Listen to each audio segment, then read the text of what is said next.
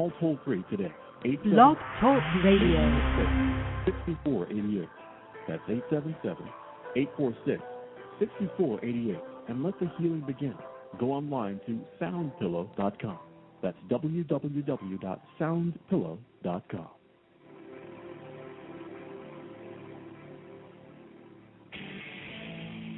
Free concert. Rockers in Recovery Memorial Day Weekend Concert, May 28th from 1:30 to 6:30 p.m., featuring Ricky Byrd, guitarist of the NYC Hit Squad and formerly of Joan Jett and the Blackhearts, along with Kason Sultan, bassist of Todd Rundgren and Utopia, Mick Jagger, and Celine Dion.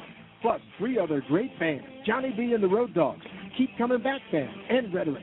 Come out and join us at the First Step Sober House Memorial Day Free Concert at 450 Southwest 2nd Street, Pompano Beach. To find out more, go to rockersinrecovery.com or call 877-799-8773.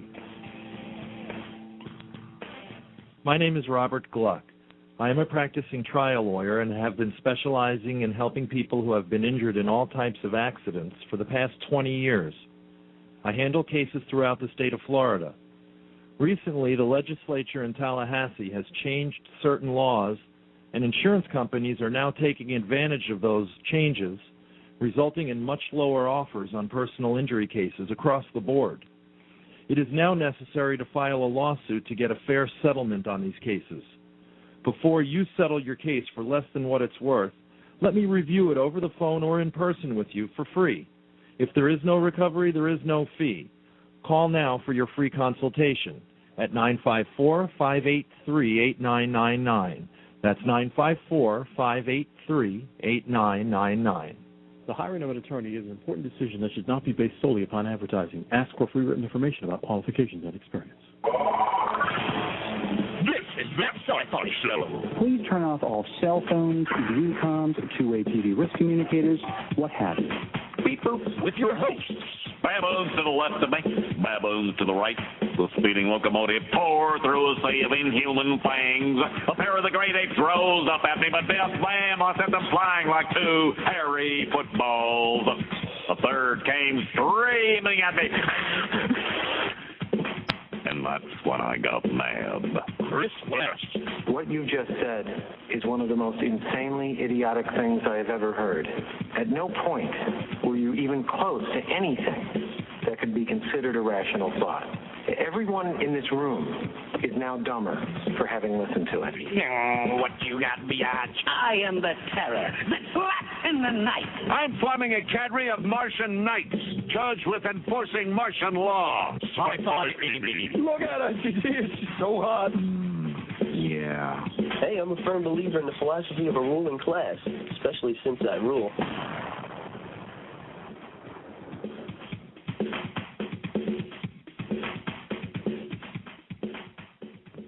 And this is that Sci-Fi Show. I'm your host, Chris West, as always, joined by me with Sci-Fi Amy. Yes, and I am that hot. Yes, she is. I love our intros. I do. I love it. And I didn't pick it. I swear to God. No, our intro. Yeah, our intro. No, actually, RJ made that for us. RJ made that. Yes. Thank you, RJ. I appreciate it. Gamer, Thank you very much. I remember when I first heard it, I just shook my head and go, oh, all right. I love the Reverend Lovejoy one. You know, baboons to the left of me, baboons to the right. The locomotive tore through a sea of inhuman fangs. I just love that. It just gets me. That and the Billy Madison, you are all now stupider for having listened to this. So understand, people, by listening to my rhetoric. You know, he kind of sounded like Tom Cruise a little. Really? Yeah. I didn't hear Tom Cruise in that at all. Really? I don't know. Maybe it's just me, but that's what I heard. I don't know. You know, I will have to listen to that one again, you know, maybe a little more attentive to it than I normally am, because I know it by heart now. So I'm more interested in mocking out the scene here in the studio than I am actually listening to it. Yes, well, we're going to be redoing it, aren't we? Yeah, we got a couple of new ones we got to get in there. We got your famous Ben Browder My Ben Browder one. Now that you're in the process of burning me that CD finally. That's all right. I'm trying. No, I say finally, but somebody threw the CD away last week. Yeah. Thank you, other co-hosts here at WWNN, for throwing my CD that was labeled "Do Not Throw Away." Seriously? That's like the umpteenth time. I mean, look at the Sunday night show that I do, the MMA guys. Yeah. And I've burnt like 20 CDs. MMA music, do not throw away. And they threw it away. And, like, every other week, I got to burn another one because it gets thrown away. It's like, I don't know. Are you going to start getting a little more, like, Are you sure violent they can read English?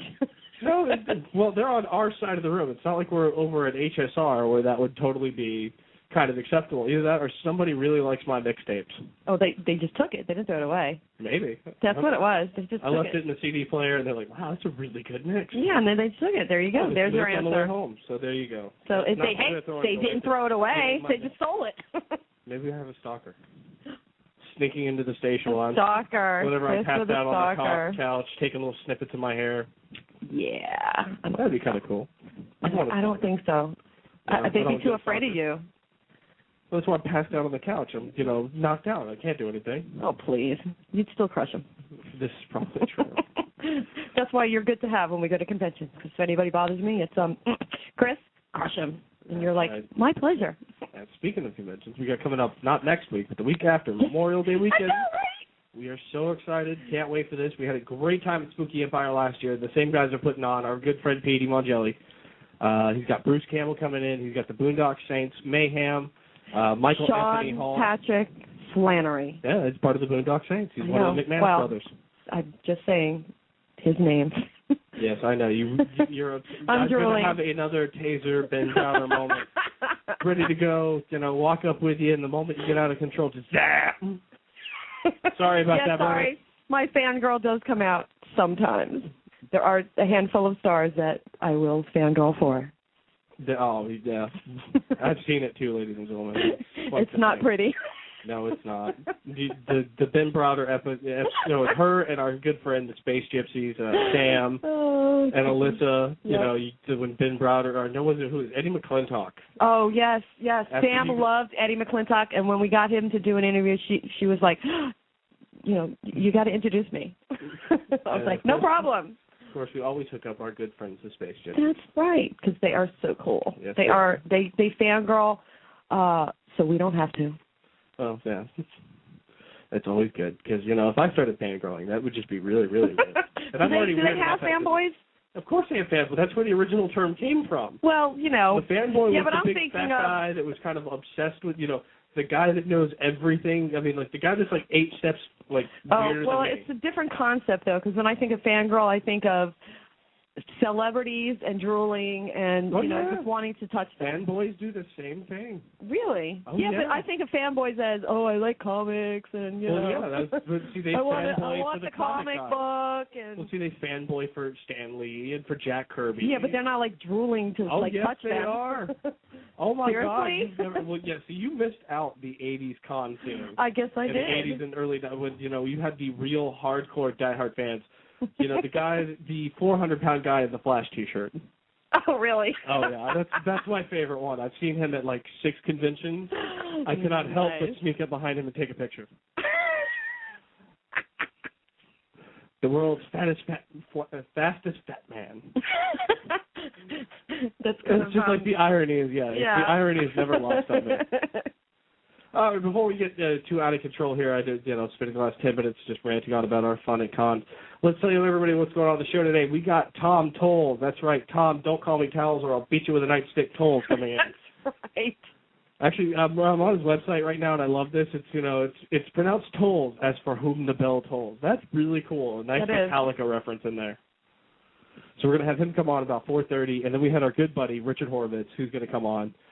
We had him. He's right now. He's down at Florida Super Comics. Yep. Signing till 6 o'clock tonight. He'll be there from noon to 4 o'clock tomorrow. Yes. We'll also be there tomorrow sometime. Yes, we will. Stopping in, taking pictures with him in the TARDIS. So come on down, meet us, meet Amy, Sci-Fi Amy. Come meet me. Sorry, the twins won't be out. No. I'll have my children with me. It'll be a family. It's a family event. But feel free to harass her for. I put my other hat on. Feel free to harass her for her autograph. Yes. Oh well. I haven't had that yet. Chris has when he was in Atlanta. But yeah, it still happened. It's kind of cool. So yeah, placate my ego. Come make me ask you sign a autograph tomorrow. Florida Super Comics. You can go ahead and check them out on Facebook, and of course these are the guys over at Florida Super Con. So you can always go there and get to their website and find out where the store's at. What else we got going on today? We got the rock walk that John was talking about last hour. Sandra's walking from Miami. I think it's from Miami all the way to Philadelphia. She'll get there sometime in September for a big rock concert up in Philly. So good luck to her, and you can always go to SandraWalkWalk.com. That's rockwalk.com, SandraWalkWalk.com. Check out that, support her in her mission to walk for recovery. Other than that, tomorrow night, Rockers in Recovery is just loaded. Chasm Sultan, I think Woody Eastman's coming on, Ricky Byrd. It's just going to be from 7 to midnight, all rock and roll, talking about our upcoming Memorial Day concert, which is going to be actually the weekend we're out of town. So we're not going to be live Memorial Day weekend, but when we come back, we're going to have a ton of interviews, and fingers crossed. Sean Patrick Flannery. Sorry. Bruce Campbell, woman. Bruce Campbell. Oh, don't worry. I'll get him. He'll be easy. For you, I think so. I mean, if I get anybody. I'm pretty sure, yeah. If you I'm that good. Like Sam Axe, his character Sam Axe, yes, you could definitely lead him to the table quickly. And I will have do the bait and switch. Oh, no, I'm not interviewing you. This big, biker guy is. The big burly biker man is going to interview. But I'll be there to protect you. All right, we're going to go ahead and head out to our first break, and when we get back, we're going to have more Sci-Fi News and Comment right here on That Sci-Fi Show, brought to you by the Holistic Lifestyles Radio Network. When we get back, we'll have more weirdness, more craziness, because that's just how we roll. That's right. Hey, it's John Hollis, and I'm calling in from, of course, the 10th year down at Fort Lauderdale, where we're Rockers in Recovery. Rockers in Recovery is covering Sandra's Walk for Recovery. Sandra's going to be walking 1,200 miles starting in June. She's going to go from here to Washington, D.C., and, of course, continuing on to Philadelphia. We're looking forward to hearing good things along the way. She'll be calling in on Sunday nights on our Rockers in Recovery Sunday night show and updating us along the way. Of course, this is all supposed to be ending in the Recovery Month for a Recovery Fest that they're having up in Philadelphia in the month of September, which is Recovery Month. You're up to date on your recovery events. Also, my name, again, is John Hollis, and I want you to stay tuned because coming up at 5 o'clock hour, we're going to be doing a whole lot of stuff live from the event. We'll be talking with different people like Don Wilder from the 12-Step Music Fest, along with, of course, our friends from Keep Coming Back and Rhetoric and a few other bands that are there. We look forward to you tuning in tonight at 5 o'clock on Saturday afternoon right now. It's a couple hours. Tune in with us, and you can check us out.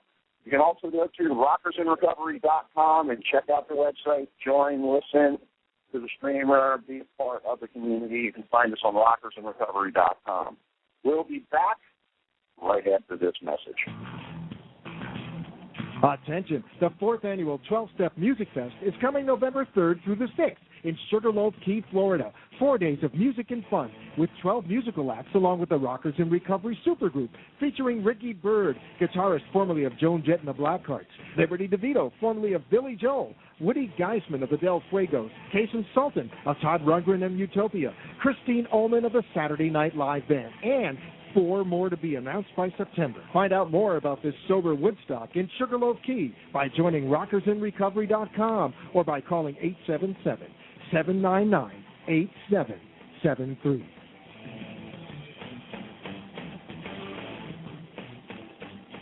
My name is Robert Gluck.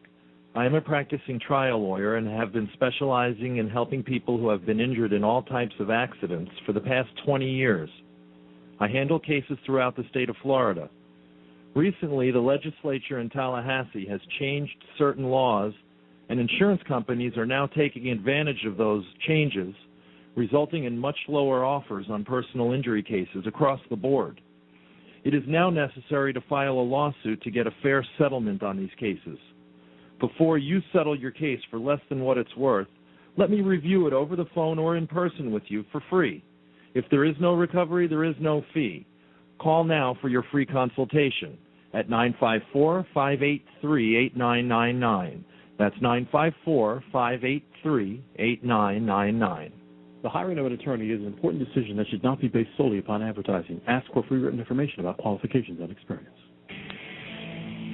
Free concert. Rockers in Recovery Memorial Day Weekend Concert, May 28th from 1:30 to 6:30 p.m., featuring Ricky Byrd, guitarist of the NYC Hit Squad and formerly of Joan Jett and the Blackhearts. along with Case himself and bassist of Todd Rundgren and Utopia, Mick Jagger and Celine Dion.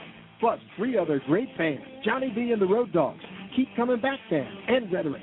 Come out and join us at the First Step Sober House Memorial Day Free Concert at 450 Southwest 2nd Street, Pompano Beach. To find out more, go to rockersinrecovery.com or call 877-799-8773. Let me tell you about the Sound Pillow. Sound Pillow helps many people in early addiction recovery who suffer from stress, anxiety, fear, and long sleepless nights to get a comfortable night's sleep by providing a calming and soothing feeling for the mind's everyday distractions. Sound Pillow allows the mind to shut down, the body to relax, and the spirit to heal. Go online to soundpillow.com. That's soundpillow.com. And while you're there, check out the many endorsements from people and addiction treatment centers using the Sound Pillow. Don't lose another night's sleep. Call toll-free today, 877-846-6488. That's 877-846-6488. And let the healing begin. Go online to soundpillow.com. That's www.soundpillow.com.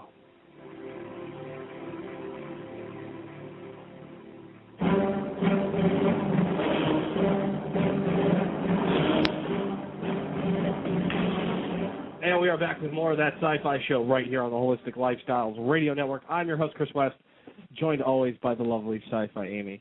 Thank you, Chris. And just a reminder, tomorrow night, Chasm Sultan, Ricky Byrd, Woody Eastman, all the guys that are going to be at the Memorial Day concert calling in, Rockers in Recovery, 7 to midnight. It's going to be one hell of a show, 5 hours of just live rock and roll. And, of course, Memorial Day weekend. We won't be here. We'll be up in Orlando at Mayhem, having a blast. That's right. We'll be taping interviews up there, but our good Overlord Hollis will be going live from the Memorial Day concert. So for 3 hours, maybe 4, I'm not sure if he bought the extra hour or not, but he has been known to do that. And he will be going live from the concert. And just like we did at the Valentine's concert, it'll be streaming live here on the station as well as streaming live over the Internet. I don't know if we got the video going, but I think they do. It'll be really cool. So check it out next weekend. No, next week, and the weekend after that. We got about 2 weeks, right, Amy? 2 weeks? That's right. 2 weeks till Mayhem. It's kind of like no sleep till Brooklyn. What does that even mean? It's the What does that mean? The Beastie Boys? Are you serious? Sorry, I wasn't into the Beastie Boys. How could you not be into the Beastie Boys? It's one of the greatest, rap rock bands of all time. Gonna beat me up now? Actually, you know who did the guitar for that song? Who? Kerry King from Slayer. Really? Yes, the death metal band came and helped out the rap rock band. How cool is that? Beautiful. I love Slayer. That's such a great band. And just remember, kids, if your town ever becomes infested by hippies, as we learned from Eric Cartman in South Park, nothing hurts hippies more than Slayer. So always keep a CD handy to ready to go. And before we get into talking about South Park, because that's where we're going to do this next segment, we decided to kind of skip the news and go straight to the interview after this. So, yeah. Because there's kind of slim pickings on the news. I mean, I will get into a nice long rant about the whole Transformer robot debacle, the racial robot debacle. Really? Oh, you didn't hear about this? No, I didn't hear about it. All right, we'll save that for another segment because that's going to be a total bitch fest on my end. Okay. Also, David Tennant actually is for a half a second in the new Fright Night trailer got released the other day. So if you go to blaster.com, you can actually check that out. David Tennant, the 10th Doctor. He's going to be the doctor who helps the teenager kill I forget their names because I haven't seen Fright Night since the early 90s. It was okay back then, and I'm kind of interested to see the remake of it. But before we get into it, got to go ahead and send an international shout-out to our friend out in Wales, our nice little Welshie English people. Darren. In Wales. Darren and Natalie? Yes, Darren and Natalie. I remembered her name. Wow, Congratulations, that's amazing. Natalie. That's the first time that's happened for me because I am terrible with names. Yes, and now I think of him when I watch South Park because of last week's episode. But it was Canadian. Yeah, but it was a prince and princess. You know what I mean? Yeah, clearly. And then I think of the prince and princess of, well, they're not really Wales, but, England. Well, Diana was Princess of Wales. Well, I know, but they aren't. No. They're the whatever. But yeah, it's know. England, so I'm like, okay, England. You know, what do we have? The 5 separations of Kevin Bacon, right? Well, this would be the 6 degrees of Kevin Bacon. Sorry, my bad. So that's what I'm thinking of. Okay, so I watch South Park, and then I think of England, you know, and then I think of my friends in Wales. You know, so that's only 3. That's only 3, though. How do you get to Kevin Bacon? Well, not to Kevin Bacon. But isn't it everything has a connection to Kevin Bacon, exactly, woman. Everything has a connection. Somehow, you know, England, Hugh Grant. That's right. And they shared a prostitute at some point. Because Hugh Grant is kind of, you know, famous for that. It's so funny. He got busted cheating on Elizabeth Hurley with, like, the nastiest looking prostitute ever. I know. Elizabeth Hurley is just one of the most gorgeous women of all time. She is drop dead gorgeous and talented. Oh, yeah. Why? That's why I'm like, what the heck is wrong with him? You know, whatever drugs Hugh Grant is on, keep me away from. Like, drunk from, like, drinking all night long and, like, smoking weed and just everything that you can possibly think of? Oh, look, he's on the phone. I mean, how? So go ahead and Brian's here. Brian, but it says on Facebook you're playing laser tag. Yes, you are 12. Yeah. We just got done. It was my buddy's bachelor party, and we were like, what do you want to do? Laser tag? Bachelor party and laser tag? Oh, come on, where's the strippers? Yeah, seriously. Is that later? That's got to be like later tonight, right? It's only 4:30. We can't, you know. Most of those places open up at noon. Out this early. Come on. Strippers are people too. They need their off time. Yeah, this is when they sleep like vampires. Plus, let's be honest, you don't want to catch the day shift. True. So we got our man on the town, Brian, on the phone, and Brian, you know what? Let's go ahead. We'll save South Park for another one, but I got to get you on this one. You remember Transformers 2? How terrible that was. All right, you remember the whole... QRC. Yeah, I know. Let's not go down that road. I have a very specific road we're going to go down today. Okay. With all the things we're going to pick apart on the Transformers movie, it's this one because it's been in the news all week. First they were dropped out, now they're back in, but remember the whole, you know, those robots are racist debacle? Yeah. Well, earlier in the week they said that because of the whole incident of the last movie, they were going to take him out of this movie. And now it's being reported today that Michael Bay is actually standing, and I got to give him a little bit of credit for standing up to the backbone here and putting him in. But you know what? Robots aren't racist. They're robots. When did they get they're racist? Yeah. What was racist? Apparently they were. They talked like this, and they had gold teeth. Because they had the, you know. Yeah. Hey, can I call right back? I've got a call on the other line. All right. Call us right back. Must be a woman. It's got to be a girl. Yeah. There's only one way you would not, drop off the Sci-Fi Show there. That's right. It's got to be a hot woman. For a hot chick. That's right, because we nerds all hook up with hot chicks. That's right, because, sci-fi geeks, that's what they get. You know, what is I don't know what it is, and I'll have to look this up. But you know how there's those bumper stickers, like, geneticists do it in the cells or something like that, or actors do it on cue. So what is what's the one for geeks? I don't know. We're gonna find that out. Either that or we're gonna. Some with computers, probably. No, well, it could be a myriad of things. I mean, they bite you. I don't know. With bites, That would be interesting. Sci-fi geeks bite you. Sci-fi geeks bite. Just there you go. Sci-fi. Exactly. I like that. What do you think? I think that's pretty cool. Let's put that up on the website and see. You know what? How about this? We will create a poll. Okay. We will pick 5 of them. We'll put it up on the website. And then all of you out there in Radioland and on the Internet will have to go to the website and click to vote for which one you think is best. And then we'll make that our slogan for the show, and we'll put it on our t-shirts. Okay. And do you know how to do polls online? Because I certainly don't. I'm sure we can figure it out. I could do blogs. You know where we can do it very easily? Where? RockersInRecovery.com. It's part of the very, very easy new social media network. Yeah, actually today I got our blog posted through there, and it's very cool that I can share it with Twitter. I can share it with StumbleUpon. Really? I can throw it on like 5 different little social media sites. It's very cool. I got it up on the Facebook page in like a second. And you know the bad thing about Facebook is you can't post more than 420 words. Delete. Too many letters. I'm like, oh, come on. Find whip out the thesaurus so I can figure out what word to substitute that's shorter for this one. Take away all the spaces. Yeah. So it's very cool is that we got to post our whole blog. Nice. So that's what we'll do. What we'll do is we'll put it up on rockersandrecovery.com. And for those of you that don't have a Rockers and Recovery website, go ahead and create a Facebook. It's kind of like Facebook. So create but better, because you can do a lot more with it. It's all right there on the front page. It's really easy to operate and fun to do. So check it out. And, of course, we got a ton of bands on there. Ricky Bird's already on there. Richie Supo. I think maybe a couple of the other guys from Aerosmith are on there, too. I know we got Rhetoric is on there already. It's blowing up. It's going to take a while to, get up to Facebook status, but it's going there. I'll put it on our front page. That's what we got to get. We got to do that. I forgot to do that. We got the Facebook links on our About Us, too. Yes. We got to put our Rocker and Recovery link there. Yes, we do. That's right. All right. Well, since Brian called out and I can't, I see it's like God. It's like nobody right wants to hear me bitch about Transformers today. Poor baby. Oh. So let's go ahead. Want some cheese with that wine? That's what I say to my kids all the time. It's so old. Yes, it is. But it works. It does. Let's talk about South Park. Let us talk about South Park. Now, this last episode was just... Oh, my God.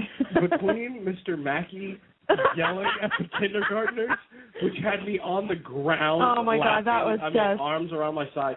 Just to hear him berate 3-year-olds in the most harsh manner over a tooth decay play. Yeah. It was very, very funny, and I mean the whole, It was funny. The very ending. It's okay, we got him. The whole we got him. It's okay, we got him. We got tooth decay. He's dead. It's over. It's over, Mackie. It's finally over. Oh, and then he, what's the Ike. brother's name? Ike. Ike pulls off the bag over his head. Yeah. And he looks like a regular, normal guy. Well, of course he does. He's supposed to be the ugliest, so ugly that Canadian ever. Right. Oh, my gosh. But, the end. I'm surprised it wasn't Celine Dion. When they said it was the ugliest Canadian ever, I honestly thought when they pulled up that bag, there was going to be a face of Celine Dion. I don't know if they didn't think about that, but South Park says you can re-edit that episode and put it on later. That would have been funny. But, the very end where it's, and she gives him 3 kisses and a pair of socks, as in tradition. Now the Abbey is putting on the fake beard, as is tradition. And as we get ready to go to break, the prince puts the pudding on his sleeve, and the princess wipes it off, as is tradition. Now she rubs it all over her face. As in tradition. She looks beautiful. Now the prince grabs her arm, and she's screaming in pain, as is in tradition. Now the prince has ripped off her arm, and is now shoving it up his ass. As in tradition. As in tradition. And as in tradition, we will be right back with inappropriate for children. Oh, yeah. And mine watched it. Great episode. Check out SouthParkStudios.com if you haven't seen it yet. We'll be right back with more of that Sci-Fi Show right here on the Holistic Lifestyles Radio Network. Hey, it's John Hollis, and I'm calling in from, empty air down at Fort Lauderdale, where we're Rockers in Recovery. Rockers in Recovery is covering Sandra's Walk for Recovery. Sandra's going to be walking 1,200 miles starting in June. She's going to go from here to Washington, D.C., and, of course, continuing on to Philadelphia. We're looking forward to hearing good things along the way. She'll be calling in on Sunday nights on our Rockers in Recovery Sunday night show and updating us along the way. Of course, this is all supposed to be ending in the Recovery Month for a Recovery Fest that they're having up in Philadelphia in the month of September, which is Recovery Month. You're up to date on your recovery events. Also, my name, again, is John Hollis, and I want you to stay tuned because coming up at 5 o'clock hour, we're going to be doing a whole lot of stuff live from the event. We'll be talking with different people like Don Wilder from the 12-Step Music Fest, along with, of course, our friends from Keep Coming Back and Rhetoric and a few other bands that are there. We look forward to you tuning in tonight at 5 o'clock on Saturday afternoon right now. It's a couple hours. Tune in with us, and you can check us out. You can also go to rockersandrecovery.com and check out the website, join, listen to the streamer, be a part of the community. You can find us on rockersandrecovery.com. We'll be back right after this message. In the fast-paced world we live in, it's hard to find a company that has an impeccable reputation based on professional skill and knowledge, coupled with a strong work ethic, honesty, and integrity. Welcome to the world of Canatelli Builders Incorporated. Specialists in custom residential and commercial construction for 3 generations, CBI finishes the job as agreed and on time. Browse our website at www.canatellibuilders.com, read the testimonials, then call us at 954-977-2775 and let us add your name to our list of satisfied customers. While at the site, be sure to follow the link for complete information about Chinese drywall and what it may mean to you. Integrity, ethics, honesty, knowledge, performance, service, experience, Canatelli Builders. 954-277-2775. Canatelli Builders, the official contractor for the Florida Panthers.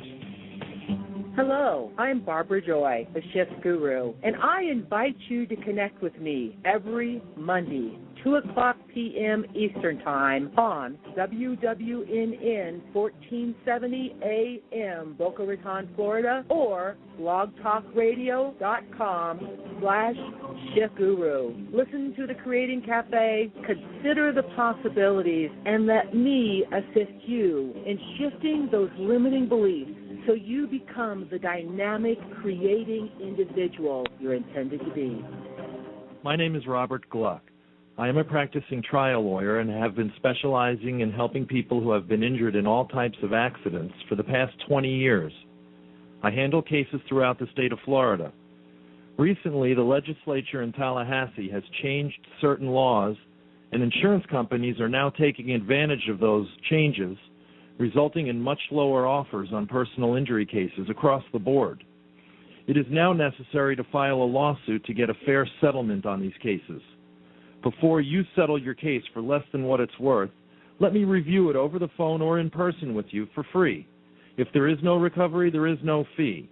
Call now for your free consultation at 954-583-8999. That's 954-583-8999. The hiring of an attorney is an important decision that should not be based solely upon advertising. Ask for free written information about qualifications and experience. Silence calms the mind and rejuvenates the body. Godpillow has been inspiring daily devotions for over 11 years. Godpillows are custom made with love and intention. We encourage you to become part of our community. Come visit Godpillow on the World Wide Web at godpillow.com.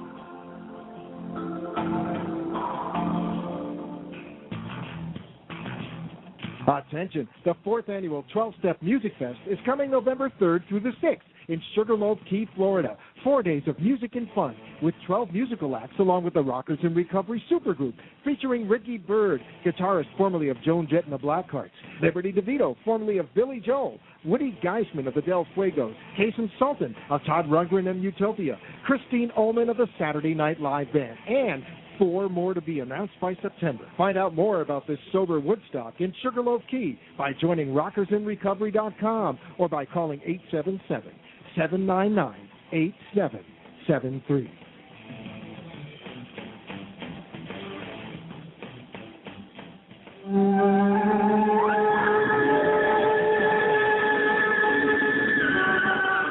And we are back with more of that Sci-Fi Show right here on the Holistic Lifestyles Radio Network.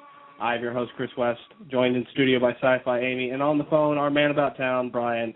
And Brian's doing a laser tag bachelor party, waiting for the A-listers to show up at the strip club. You know, I mean, you can't go too early because the B team. It's still like he's stuttering. You were on the phone with a hot chick, weren't you? Yeah. Confirm or deny that accusation. You know, you just answered your own the question. Yeah. Neither confirm or deny that accusation. See, do I know how to call him or what? You do. I know. Thank you very much. I'll give you credit on that one. Yes. Now, okay, so now that Brian's back in, and I can continue my bitch fest here about Transformers 2. So, you know, robots don't have a race. They don't have a color. They can change paint jobs at any point in time. Exactly. They have a color, whatever factory. But they can, whatever color they feel like having. Just no, because in the new Transformers, they didn't have to have factory. They could just snap a car and change into that color. Exactly. They can be any color they want. Color. True. Those brothers, they was custom. They came right out the shop. They was custom. Yeah. But everybody's a brother. They had the gold rims and everything up in their teeth. Yes, they did. And let's not even go into the Devastator, the whole Devastator fight. I don't want to go down that road. But yeah, apparently. Why did it have a mouth? Why did it have that mouth? You know what? I can't say the body part on air. Why did he have? Because that was just wrong. Once again, they're robots, not people. And shooting a robot in a giant metal sphere in his lower crotch region will not cause him to spit everything back up. It's metal. They don't feel pain. Robo nuts. Yeah. You got kicked in the robo nuts and it hurt. They're robots. They don't have body parts that hurt. They get shot, it falls off, they keep fighting. And then when they die, of course, this robot chicken taught me this. When they die, they turn into their own coffins. That's right. Of course, because don't forget what he had. I did that. Optimus Prime died of AIDS. And turned into so much. I love Robot. Dude, Robot Chicken is one of the great episodes. Oh, one of my God. all-time favorites is the Star Wars episode, the first one. Both when the Emperor gets pretty funny. No. When the Emperor gets the call from Vader that the Death Star's been blown up like 2 weeks later. What the hell is an aluminum falcon? What the hell is an aluminum falcon? I don't I'll tell you what, you get your 6'7" asthmatic ass back here. What am I going to do? You got an ATM machine on that torso light right of yours? Who's going to give me a loan? What do you mean rebuild it? No, that and then the scene in the bar with the walrus guy that gets his arm cut off. It's like, beforehand they show him like, he's at a drafting firm. He's a normal everyday guy. Yeah. And the pig-faced guy comes up, hey, man, let's go grab a drink, for lunch. Go out, and then the guy's just like, trying to BS Skywalker's like, we're wanted on 5 galaxies. And then the walrus guy, you can't understand what he's saying. So they got the subtitles now. And it's like, Scott, calm down, man. I don't want any trouble. I'm sorry. My friend's had a couple way too many drinks. Zap. Lost his arm. Goes back to work and tries to draw with his left hand and just gets fired. I missed that one. Did you see the one where they had Goldstein and Goldstein?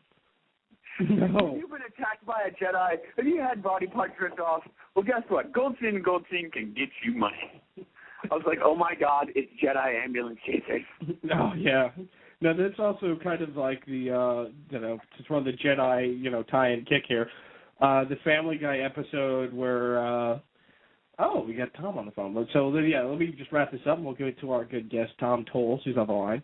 But the Family Guy episode where Peter creates Peter Erotica, and then Carter gets sued, and the lawyer shows up to his door, and he hits the button and falls down, and he's like, well, Mr. Goldstein, have fun with the Rancor. Then it does the whole trick where he grabs the skull and throws it into the door control so it comes down on the Rancor, and then calls up, and he goes, I didn't know Goldstein was a Jedi name. And you're missing all his hand mannerisms. Yeah, it's much more fun to watch me in person. Yeah, exactly. In 2 weeks, I won't miss it. That's right. We're going to see you in 2 weeks. 2 weeks at Mayhem. And speaking of Mayhem, on the phone right now, a man that we met at Spooky Empire last year. Tom Tolles is on the line. Tom, don't call me Towels or I'll beat you with a nightstick, Tolles. Tom, how are you doing this week? I'm doing extremely well, and let me begin with an apology because I am 11 minutes late, and I hate to be late, but I screwed up completely. I got on the phone with some other idiot.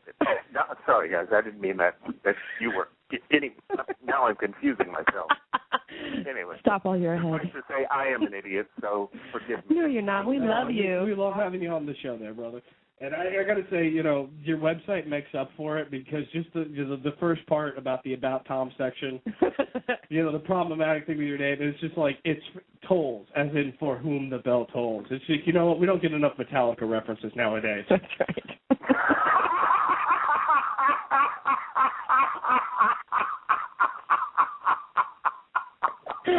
And I thought it was Hemingway. Now that's funny. Now see, this is, Don't you just hate that shit? Oh, wow. embarrassing. Fuck.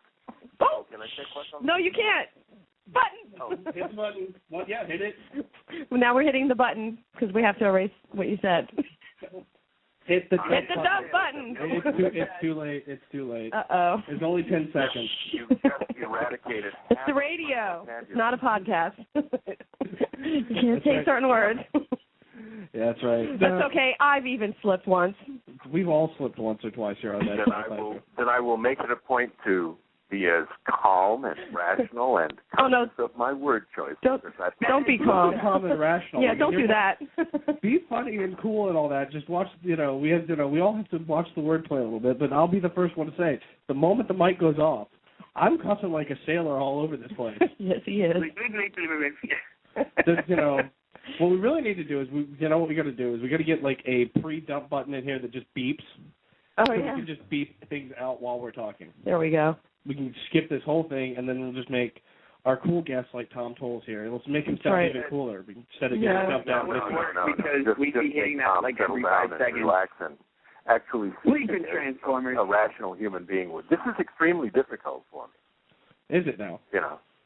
Well, I see here that, you are a former Marine Corps person that is actually happy to be a former Marine Corps, that is a very relaxed kind of guy that, couldn't take the life of discipline, and I'm very much the same, and I salute you, sir, for being honest about that. You get too many people nowadays. I was in the, that's great. No.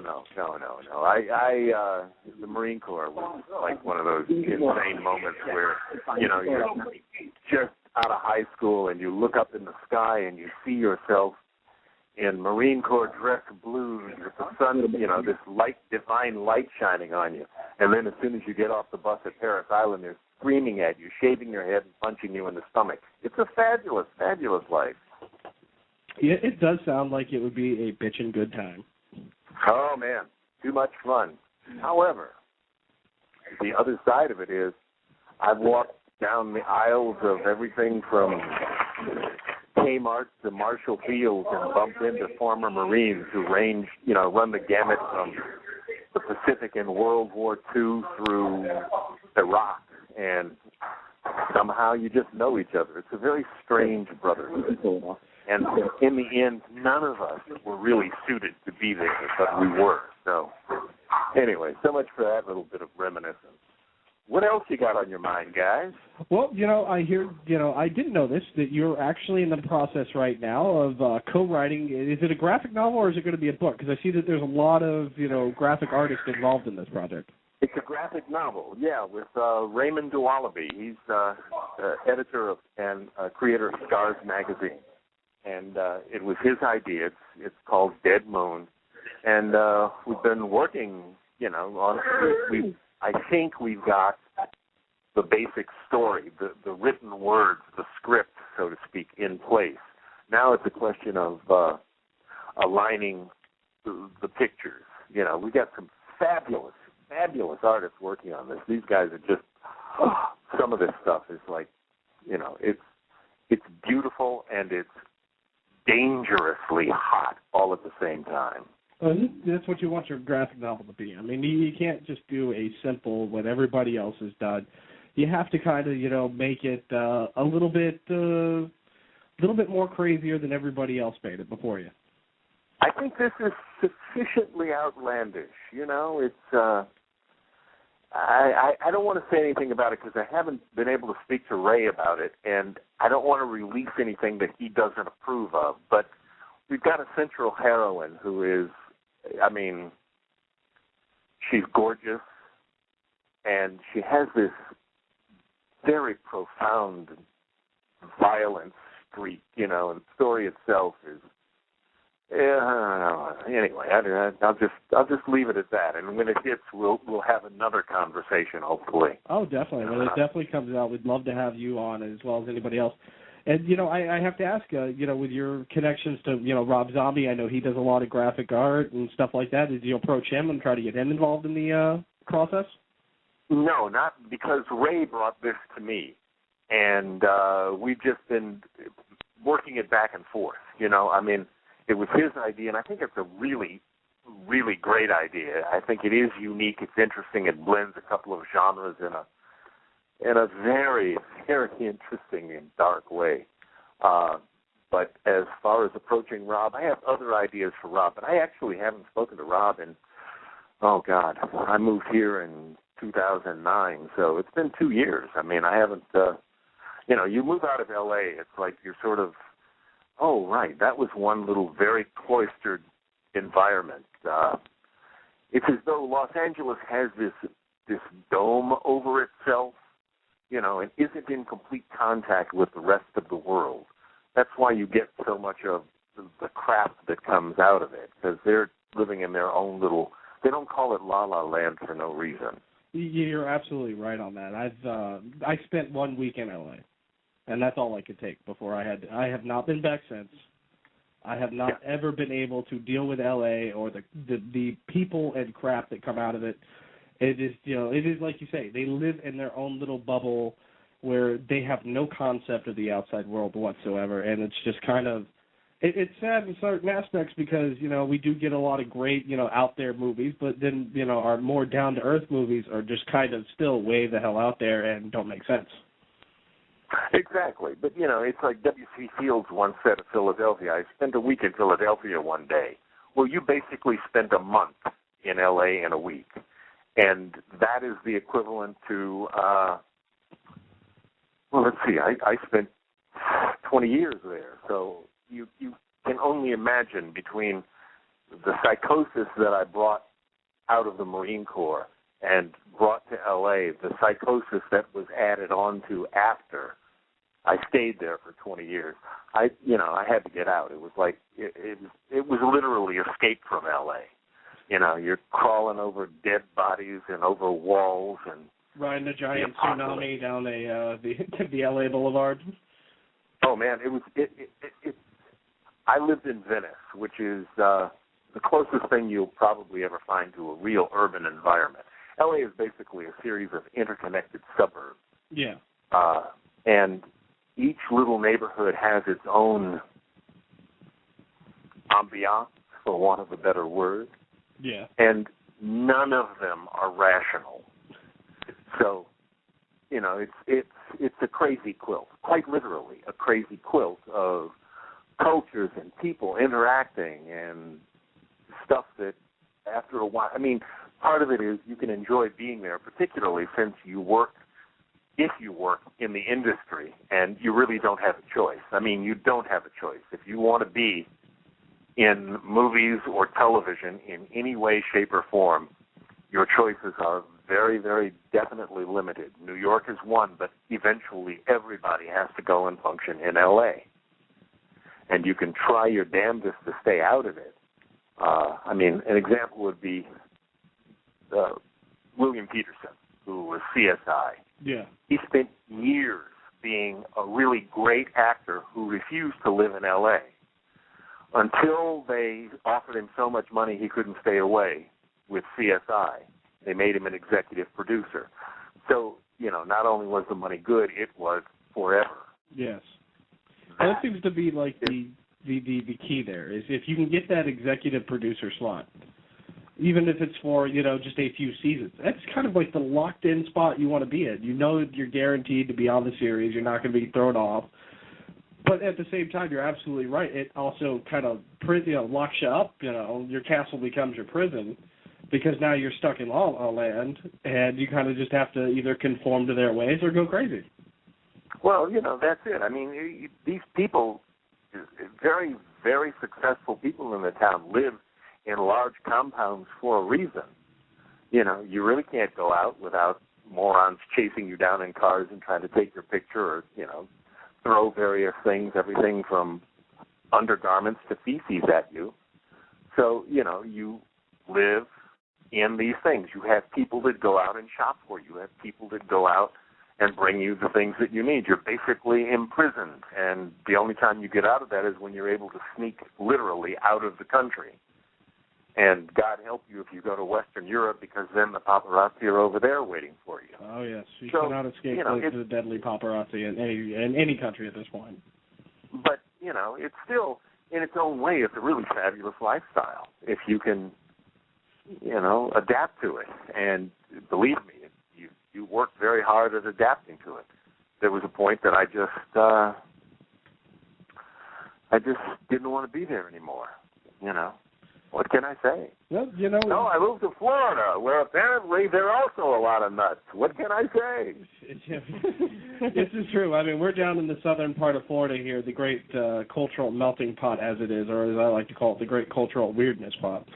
It's just, it's just, as you said, it's all built up into these little suburb cities. Like, you have Hollywood, you have Fort Lauderdale, you have Sunrise, and they're all their own little cultures and all that. I mean, we get along a lot better than, L.A. out there, but it's still very weird down here. It's not as weird as L.A., thank the maker, but, it's not to say that one day we might just tip off that scale and become the next L.A. at any point in time.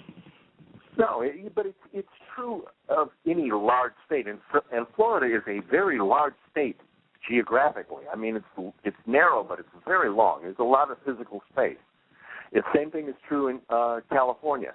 There's Southern, there's Central, and there's Northern California, and each one of those areas has its own cultural nuance. The same is true of Florida. There's South Florida, there's Central Florida, and there's North Florida. And those are three completely different cultural events. Oh, yes. It's amazing. I mean, I actually have grown very fond of Florida, especially from the point of view of a writer, because, believe it or not, Florida apparently has given rise to more Pulitzer Prize winners than any other state in the Union. It has been the home to more over the years than any other state in the Union, which I always found amazing. It is kind of cool. I didn't know that. That is, you learn something new every day.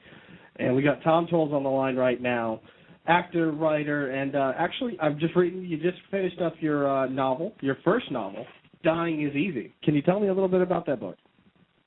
It's not horror. It's crime fiction. It's me venting my dark side of violence and noir, sex, and crime. Based in Chicago, which is another city that, it's where I was born, and I have this very strange sort of love-hate relationship with it.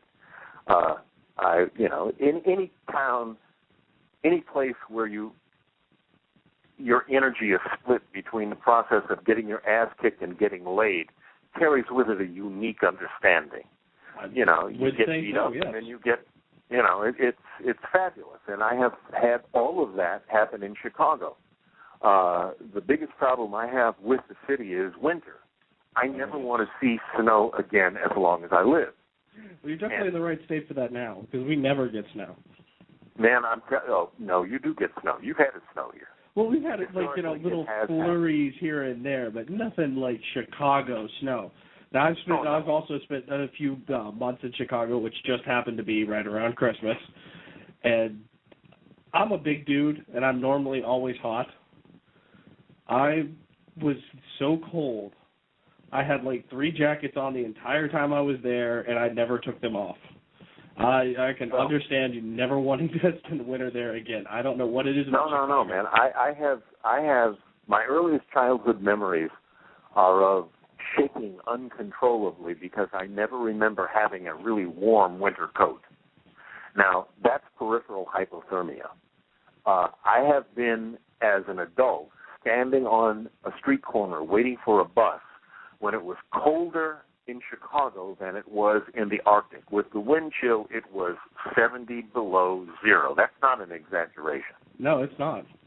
And I was waiting for a bus because I had waited till the last minute to go Christmas shopping, and my car wouldn't start because it was frozen. So, these are the things I really remember. Then I also remember opening day at Wrigley Field, when it's sunshiny, warm, and beautiful, and there's this magnificent little ballpark with one of the worst teams the world has ever seen. Joe Garagiola once said, Chicago Cubs fans are mostly scar tissue anyway. It's like we've been abused, and, until Boston won the series, 4 times in a row practically, They were the only other team that had lost consistently at that point like the Cubs. We just get to the edge of it and then go, pow. So, but still, great ballparks, great, wonderful times, lovely beer-sodden, joyful events. But, man, I got to get out of there after Halloween because I know that from that point on, it's going to careen into an abyss of frozen hell. Time to leave town. It's time to leave. That's absolutely right. Well, actually, we're going to have to go ahead and wrap this up. Actually, wait a minute. You've got something for us. What yes, is it, Amy? Yes, I do, if I can find where it went. We have a question for you, Tom, from Tracy. Yeah. Says here, have you ever encountered someone who was exceedingly obsessed with Henry, Portrait of a Serial Killer, to the point where it rattled your cage and you thought the person had an unnatural interest in it? No.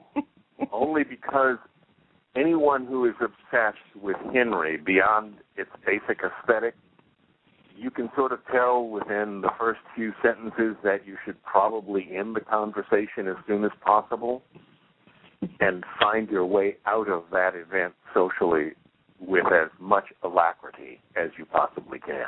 See, that's a pro right there. He knows how to spot the real crazy ones at the conventions and get out of there with grace and dignity before the psycho goes off.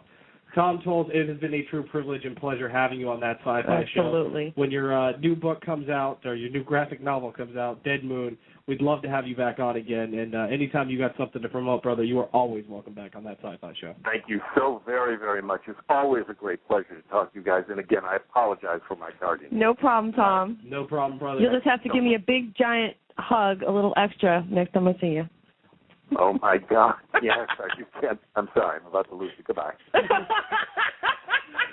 That was Tom Tolles. I should go now. Bye-bye, Tom. Bye-bye, Tom. Thank you for putting it on that note.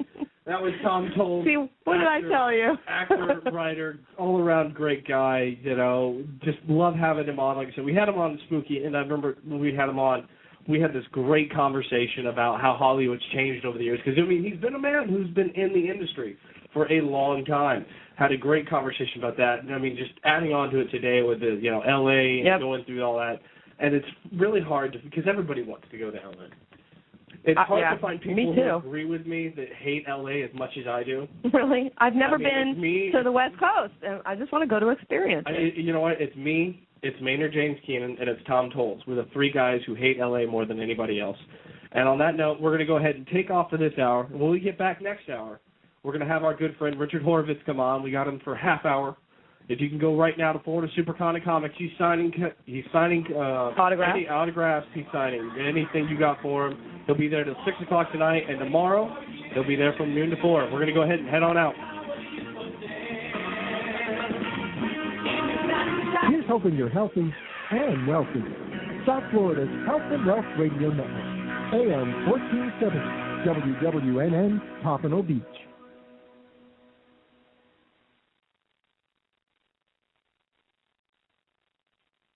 Hey, it's John Hollis, and I'm calling in from, the empty air down at Fort Lauderdale, where we're Rockers in Recovery. Rockers in Recovery is covering Sandra's Walk for Recovery. Sandra's going to be walking 1,200 miles starting in June. She's going to go from here to Washington, D.C., and, of course, continuing on to Philadelphia. We're looking forward to hearing good things along the way. She'll be calling in on Sunday nights on our Rockers in Recovery Sunday night show.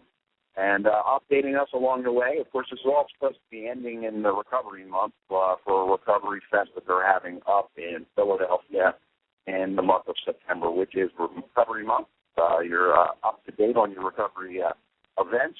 Also, my name again is John Hollis, and I want you to stay tuned because coming up at 5 o'clock hour, we're going to be doing a whole lot of stuff live from the event. We'll be talking with different people like Don Wilder from the 12-Step Music Fest, along with, of course, our friends from Keep Coming Back and Rhetoric and a few other bands that are there. We look forward to you tuning in tonight at 5 o'clock on Saturday afternoon, right now. It's a couple hours. Tune in with us, and you can check us out. You can also go to rockersinrecovery.com and check out the website, join, listen to the streamer, be a part of the community. You can find us on rockersinrecovery.com. We'll be back right after this message. All Florida Bail Bonds, over 13 years of in-the-business experience, plus hundreds of hours of court time, possesses the knowledge and experience to help you through all situations. All Florida Bail Bonds has prior law enforcement, military, and professionals with business experience, making all Florida Bail Bonds very well respected in the community. When you need a bail bondsman, make sure to choose one with a great reputation, that's competent, and a knowledgeable staff, and the drive to appreciate your business. All Florida Bail Bonds. Call today at 954-565-2424 or at 866-ALL-BAIL. That's 866-ALL-BAIL. Attention, the 4th annual 12-Step Music Fest is coming November 3rd through the 6th in Sugarloaf Key, Florida. 4 days of music and fun with 12 musical acts along with the Rockers in Recovery Supergroup featuring Ricky Byrd, guitarist formerly of Joan Jett and the Blackhearts, Liberty DeVito, formerly of Billy Joel, Woody Geisman of the Del Fuegos, Kason Sultan of Todd Rundgren and Utopia, Christine Ullman of the Saturday Night Live Band, and 4 more to be announced by September. Find out more about this sober Woodstock in Sugarloaf Key by joining rockersinrecovery.com or by calling 877-799-8773.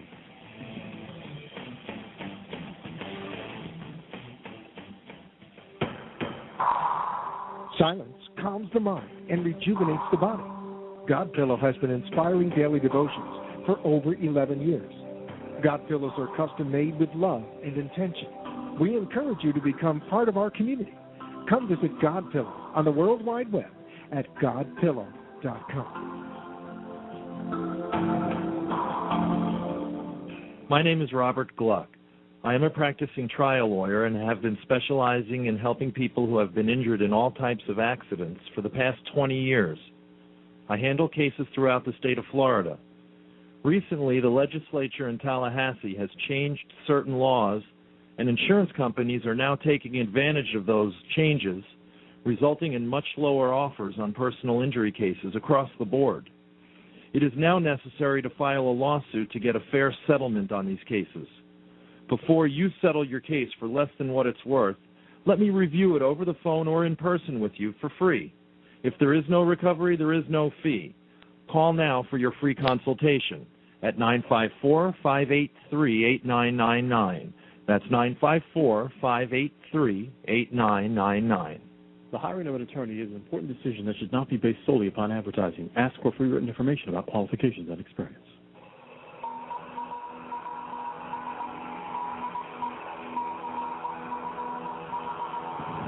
And it is that Sci-Fi Show right here on the Holistic Lifestyles Radio Network. I'm your host, Chris West. We just had a great interview with Tom Tolles, and if you didn't get to hear it, go ahead and head over to thatscifishow.com, our website. Nice little website we got going on there, Amy. Yes, thank you very much. I appreciate it. Yes, good, lovely Sci-Fi Amy is the site mediator there. She takes care of it and does whatever I tell her to do, which is always nice. And then some. And then some. That's right. But you have to wait until the show is over to hear it again. Can't they just go to the shows and click it right now? No, it'll just go to the show that you're listening to right now. Oh, okay. So, yeah. So they have to wait till the show's over. Have to wait for the show's over. One more hour. But you know what? While you're waiting, the last half hour of the show, we got Richard Horvitz on. That's right. My good friend Richard. Yes, my favorite show of all time. Well, favorite from cartoon. And you get to find out he's a huge gamer, too. He loves Ratchet and Clank series so much that he actually got on it. And as we found out in the interview we did last night, there's a nice little funny story, and if you have the Ratchet and Clank games, one of the secret audio files inside the game is actually a story from one of the creators about how they got, Richard involved because he was a super fanboy for the series. You know what he told me? We were talking about the Bionic Man and the Bionic Woman. Yeah. Did you know that the Bionic Woman had a bionic fingernail? No. And they used it once in an episode? Really? To open a can. Is that it? Yeah. And people were, up in arms about it, thinking it's sexist, How is it sexist? I don't know. It was the 70s. That's the same crap we put up with today. I know. But I don't remember that episode because if I'm not mistaken, I've seen them all. But, of course, that was a million years ago. One or two Bionic Women. I've seen a few Bionic Mans. But I saw all those too. Those were way out of my time date, but Oh, am I dating myself? Kinda. Yeah. Okay. How about I say I watched them in reruns instead of first run? Would that sound better? There you go, honey. Remember, theater of the mind. Theater of the mind. That's right. But I look younger. There you go. Whatever you got to tell yourself. Thanks, Chris. Oh, man, am I mean. You are, but I still love you. Well, you know what? We're all big fans of Josh Whedon. And, let's go ahead and get Brian back on the phone there. Yes. So I can get his opinion on this, too, because I'm sure he's a big Buffy fan as well. I'm here. I've been here the whole time. Hi, Brian. Hi. Josh Whedon's been talking about doing this big Buffy remake, but apparently he's not going to use Sarah Michelle Gellar in it. But she's okay with it's that. not. But Josh Whedon isn't doing it. Is it not Josh Whedon doing it? No, he is not doing it, and they're all up in arms that he's not doing it. And they all are. They don't think that the reboot should happen because he's not in it. With that. Not in it. He's not doing it. Yes, this is true. This is kind you of like read that wrong, honey. Yes, I did. I apologize for that. I'll punish you later. Wrong. A spanking and. Well, you'll like that though. So Yeah. I'll have to think of something else. Yes, I'm too weird to punish. Yes. So yeah, they all are up in arms, and he's not involved in it, and they don't think they should do it. Heck, Sarah Michelle Gellar said they already did the movie. That came out way before her. All right, let's get this straight. Yeah, but it was a movie. Sarah then Michelle the series. Gellar is This is not a movie the original again. Buffy. Yes, I know that, but they had the movie. Yes. They did the series. Now they're going to do a movie again. I mean, come on. I kind of agree with her. I could see. Either What was way. it, Christy? What was her name? Swanson. Christy Swanson. That's right. The original Buffy, Yes. along with Donald Sutherland. Oh, that's right. Yes, Donald Sutherland, the man when it comes to acting. That's one of these old school guys that you always have to give respect to. Yes. I mean, he spawned Kiefer Sutherland, and that's just, that's a whole ball of crazy you don't want to get involved in. That's right. But a great actor on the side, and you know what? We had. Go ahead, Brian. I'm sorry to keep cutting you off. I just watched a series that he was in called Pillars of the Earth. It was really good. Yes, I actually got that saved on my download Netflix list, so I can actually watch that. Watch it. It's so good. Yes, I've read nothing but good things about the Pillars of Earth. Yeah, it's pretty awesome, and it deviates from the book a little bit, which I was pleasantly surprised because the book is great, but I mean, not everything always translates perfectly well. This is true, but it deviates, and the changes that they made to it, I was okay with. Well, I don't like it when they change stuff in a movie. I like it when they go right by the book, exactly like the book. But see, sometimes. Or how about we just not make movies out of books? I'd appreciate that. No, why? But some movies are really good. We go down that road, and then we stop getting comic book. They movies, might remove some stuff because they can't put it all in from the book, but as long as they stay to the story. Movies are based off of graphic novels, so but I mean, you stop at books, and then it's going to eventually go down that road. Trust me. You put up one wall, and then more. We have to tolerate them for now. Yeah. Remember, we can always not watch it. That is true. But God forbid people, refrain from going to see a movie. Oh, God, yeah. This a buddy of mine sent me a picture. Their current Reese's is currently cross-promoting the Green Lantern movie. And below the Green Lantern Reese's, where he's sitting there, is the M&M's guy. And the M&M's guy's giving a thumbs up. I was like, the M&M's guy totally approves of Green Lantern Reese's Pieces. Yes. You gotta love Brian, did you see Tron yet? I mean, not Tron. Thor. Thor. I'm sorry. I'm thinking the T. Yes, did you see Thor? How was it? Sunday. Awesome. Okay, because I want to see that. Yes, I'm actually going on my. No, I got Sunday off, but I can't go Sunday because I'm going down to we have another free comic book day going on down here at Florida Super Comics with Richard Horvitz is going to be there, and they got the big TARDIS out. So he wants to see the TARDIS. Is Richard actually going to be on the show, or is it? Yes, he is. We actually, I dragged him to the studio yesterday, and we recorded an interview with him. Aww. Yeah, Richard's a good friend of mine. He's a really cool guy. Well, when you come down for, you remember? Well, yeah. When Brian comes down met him. for, he's awesome. Yeah. Well, when Brian comes down for Florida SuperCon, are you coming down, honey? I'm trying to. So there you go. We'll get something set up to where you come hang out with us. And, if you need to crash in our hotel, you can. And you know what? We had him there, and Richard's going to be there again at this year. Yes, he will. So July 4th weekend, Florida SuperCon. Go get your tickets now. I'm sure they're on sale at FloridaSuperCon.com. Richard Horvitz will be there along with a myriad of other guests. Mike always has a great show going on there. Yes, he does. And, of course, you can check out Richard tomorrow live at Florida Super Comics. And from 12 to 4. From 12 to 4, that's right. He'll be signing all the little gifts and trinkets and things you want. My kids are really excited to go meet him. Take pictures with you in the TARDIS. The TARDIS. Yes, little Brittany. She was like, can I go inside? I'm like, honey, it's not a real TARDIS. You just don't believe enough, all right? She's 9. See, if you didn't say that, she would have opened up the door and it would have been a real TARDIS. She opened it up and she climbs inside and. Yeah, but you screwed the fantasy up. Because you said that, it all went away. So I ruined it for her. You ruined it. You know, we could have finally had a real TARDIS because the little girl believed enough. Ditch this dirt. See, my kids like Doctor Who. I wonder why. It runs in the family. Did you see last week's episode of it? Oh yes, the Curse of the Black Spot. Yes. Space Pirates. That was awesome.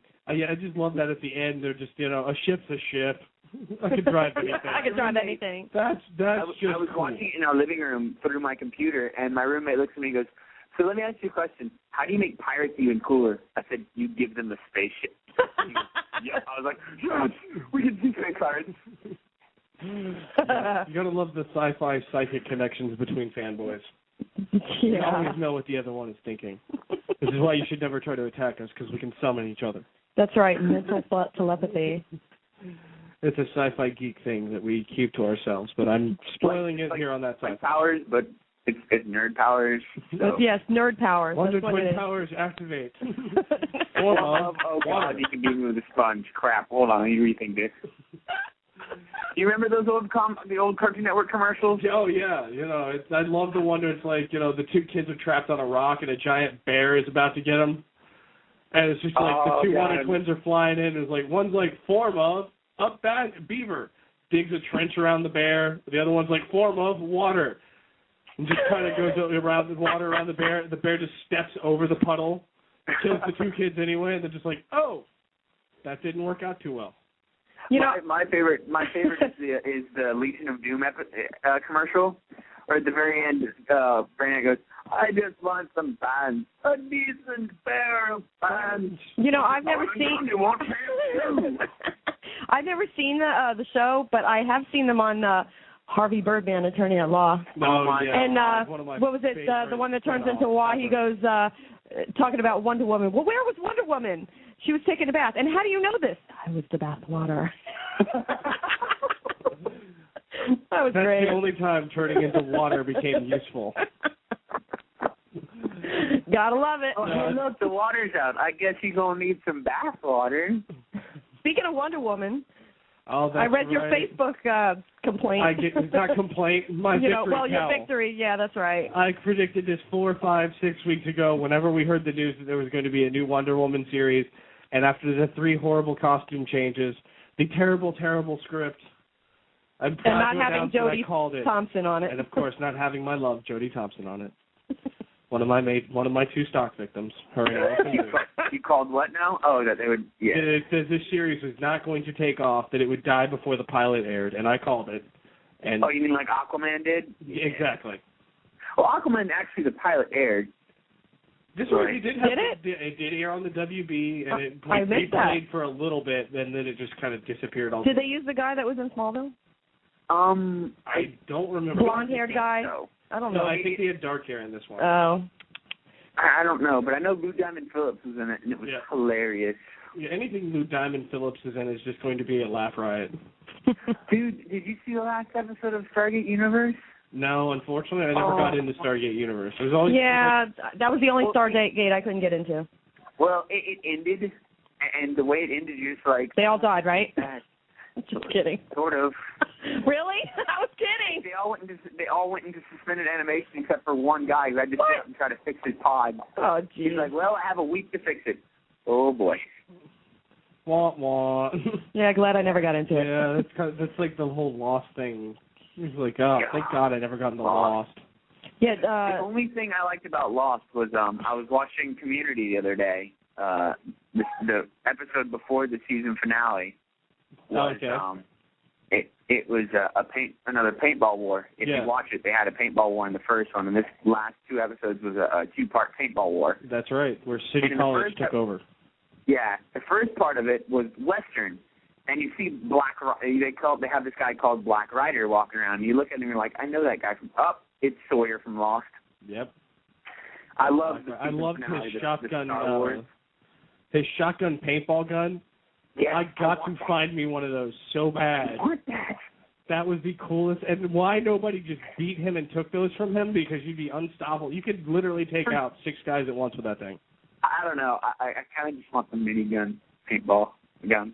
Those are cool. You can get those, but they're a little more expensive. But as far as the paintball thing, the 2 episodes of the Community with the paintball, the big tip-off the old season. My other stock is Allison Brie, who plays Annie on the show. Oh. I almost played paintball, but when I was married, I had my ex-husband was gonna shoot me with it just so I could feel it, but I wouldn't let him do it. I was too afraid. I was standing there and going, wait. It's like getting a tattoo. No, never mind, I changed my mind. It's like getting a tattoo. It doesn't hurt. Yeah, I chickened out.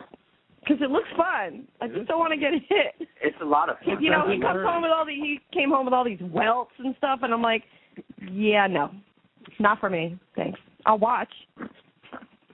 It's always fun to watch. Yes, it's fun to watch. Yeah. So we're going off on all the good TV shows. Let's continue. We haven't gotten Brian's opinion here on the last few episodes of South Park. Oh yes, Brian. So did you see them? Did you see the South Park Dalek? Oh my God! Exterminate. Oh my God. When he said exterminate, I almost peed myself laughing. I know, me too. I've been waiting for it the whole episode. What I thought was really funny was when he was connecting into. You saw where it was. It was down where his his robo-jump was. Yeah, exactly. That was funny. It's just funny, the whole thing. Funny. It was down where Devastator got kicked. Exactly. Which once again, robots don't have genitalia. Right. And of course, the last one. You saw the last one, right? The royal wedding of Canada. Oh my God. Till the very end. Oh my As in tradition. Oh my God. And my kids were watching it, and I said out loud, I'm like, this is so inappropriate for children, and my kids are watching it. No, I think it was great when the 4 kids are sitting at the couch at the end. And Kyle's just like, "How great is that? My brother has been knighted by Canada." And then Stan's like, my sister's got a friend who got her dad. He said my sister is den leader in Girl Scouts, and then Cartman's like, my cousin is going to be assistant manager at Lowe's or whatever it was, and then Stan just kind of shook his head. Yeah. That was funny. It's that and the other episode, the Human Centipede. Oh, poor Cartman. Poor Cartman. Watching that episode threw me back to the 5th season where they had the Trapper Keeper episode. Oh yeah. I saw that episode, I was like, oh my God, it's the Trapper Keeper episode. Yes, I cannot think of a more horrible punishment to go through than to have my mouth surgically grafted to someone's anus. Do you want cuttlefish or vanilla pudding? Vanilla pudding. Cuttlefish, vanilla pudding. Cuttlefish and asparagus. Oh, the cuttlefish is not agreeing with me. I'm sorry, Kyle. Oh my God, that was just it was funny. It was terrible. And I loved at the very, very end though when just Cartman looks up to the sky and he's like, "Why don't you take me to a lube shop or a grease monkey first? Because I like to get lubed up before I Oh yeah, God, his mom. And it just goes off. No, but he goes off on God, and then right as he starts walking off, lightning hits him, and the next scene you just see him crying in the hospital. And it's like finally, God, so finally God struck him down. But it was funny when he was on. Was it Dr. Phil, right? Yeah. Dr. Phil, and then the guy in the audience was like, if I would blank my kid, I would kiss him first. Yes. I'd like to be, taken to dinner first before I get blanked. Wined and dined, that's right. Oh my God, that just reminded me of the episode where they counted how many times he said the word ass. Oh God. That was a long time ago. No, actually that wasn't ass. It was the other word we can't say. It was ass. No, it was It was any cuss word. No, I could have sworn it was, and I remember. It was S-H-I-T. Oh, yeah, you're right. Any cuss word. No, that was the whole thing. It was going to lead. It was cop drama. was going to say the S word for the first time on TV, which is what happened with NYPD Blue. Yeah, you're right. So you're absolutely right. My bad. But the thing was that they kind of took, when they started doing it, they weren't using any word. They were using more words, but it was the main one. The counter was how many times they say the S word. Oh, okay. Yeah, and then at the end it was just over and over. It's just the counter just went super fast. That's right. Yeah. All right, well, we're going to have to go ahead and wrap up this segment of That Sci-Fi Show. When we get back, our pre-recorded interview with Richard Horvitz, the voice of Invader Zim, Billy and Mandy. He's been everywhere, just doing video games. He was the geek Eakin from summer school. That's right. I didn't remember that, but that was such a great nerd. movie. And apparently he's still friends with Mark Harmon and and Chainsaw. Chainsaw. So we have to get them on because I'd love to have a good luck with that. here on the Sci-Fi Show. I actually have to go. We're gonna have dinner, then we're going out to see Thor again. So I will. And then you're gonna be with the strippers, right? Thor and strippers. I wasn't gonna say that. Thor and strippers. Thor and strippers. As Guardian strippers. There you go. What do you have the Valkyries for? That's what they're for. All right. What do you think they do when they're not reviving dead soldiers? They're dancing on the pole for money. Yup. All right. This has been That Sci-Fi Show. When we get back, like I said, we'll have Richard Horvitz on. We got a great interview with him. Be sure to check us out next week, and then after that, Memorial Day weekend, we won't be here. That's right. We'll be at Mayhem in Orlando. That's right. Get your tickets now and join us, and we have a couple of rooms, and we're going to partay. We're going to have a really good time. Come check us out. Yes, we're going to have fun. Come join us. And come say hi at our table. That's right. When we get back next week, we'll have more news and comment. This is Chris West signing off for That Sci-Fi Show, reminding you to check out holisticlifestylesradio.com as well as our new social media site, rockersinrecovery.com. Build your own page. Friend us. Check out all the cool things we do. We'll have our poll up very soon for the Sci-Fi Show theme, or our catchphrase, as it were. We'll be back next week. Check us out.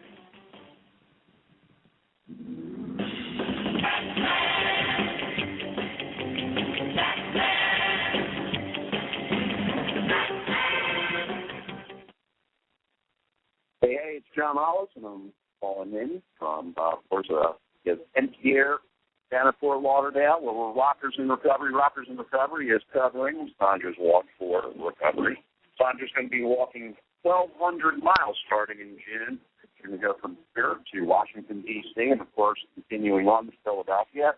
We're looking forward to hearing good things along the way. She'll be calling in on Sunday nights on our Rockers in Recovery Sunday night show and updating us along the way. Of course, this is all supposed to be ending in the Recovery Month for a Recovery Fest that they're having up in Philadelphia in the month of September, which is Recovery Month. You're up to date on your recovery events. Also, my name again is John Hollis, and I want you to stay tuned because coming up at the 5 o'clock hour, we're going to be doing a whole lot of stuff live from the event. We'll be talking with different people like Don Wilder from the 12-Step Music Fest, along with, of course, our friends from Keep Coming Back and Rhetoric and a few other bands that are there. We look forward to you tuning in tonight at 5 o'clock on Saturday afternoon right now. It's a couple hours. Tune in with us, and you can check us out. You can also go to rockersinrecovery.com and check out the website, join, listen to the streamer, be a part of the community. You can find us on rockersinrecovery.com. We'll be back right after this message. Attention, the 4th annual 12-Step Music Fest is coming November 3rd through the 6th in Sugarloaf Key, Florida. 4 days of music and fun with 12 musical acts along with the Rockers in Recovery Supergroup featuring Ricky Byrd, guitarist formerly of Joan Jett and the Blackhearts, Liberty DeVito, formerly of Billy Joel, Woody Geisman of the Del Fuegos, Jason Sultan of Todd Rundgren and Utopia, Christine Ullman of the Saturday Night Live Band, and 4 more to be announced by September. Find out more about this sober Woodstock in Sugarloaf Key by joining rockersinrecovery.com or by calling 877-799-8773.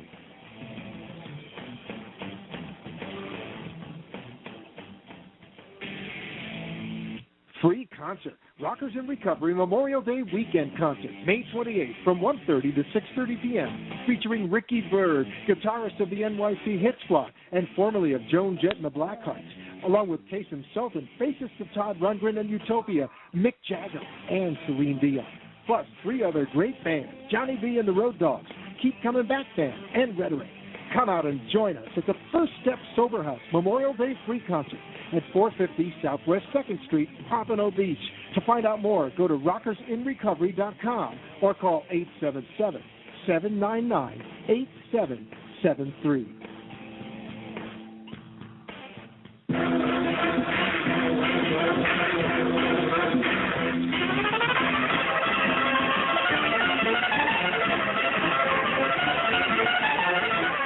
And we are back with more of that Sci-Fi Show right here on the Holistic Lifestyles Radio Network. I am your host, Chris West.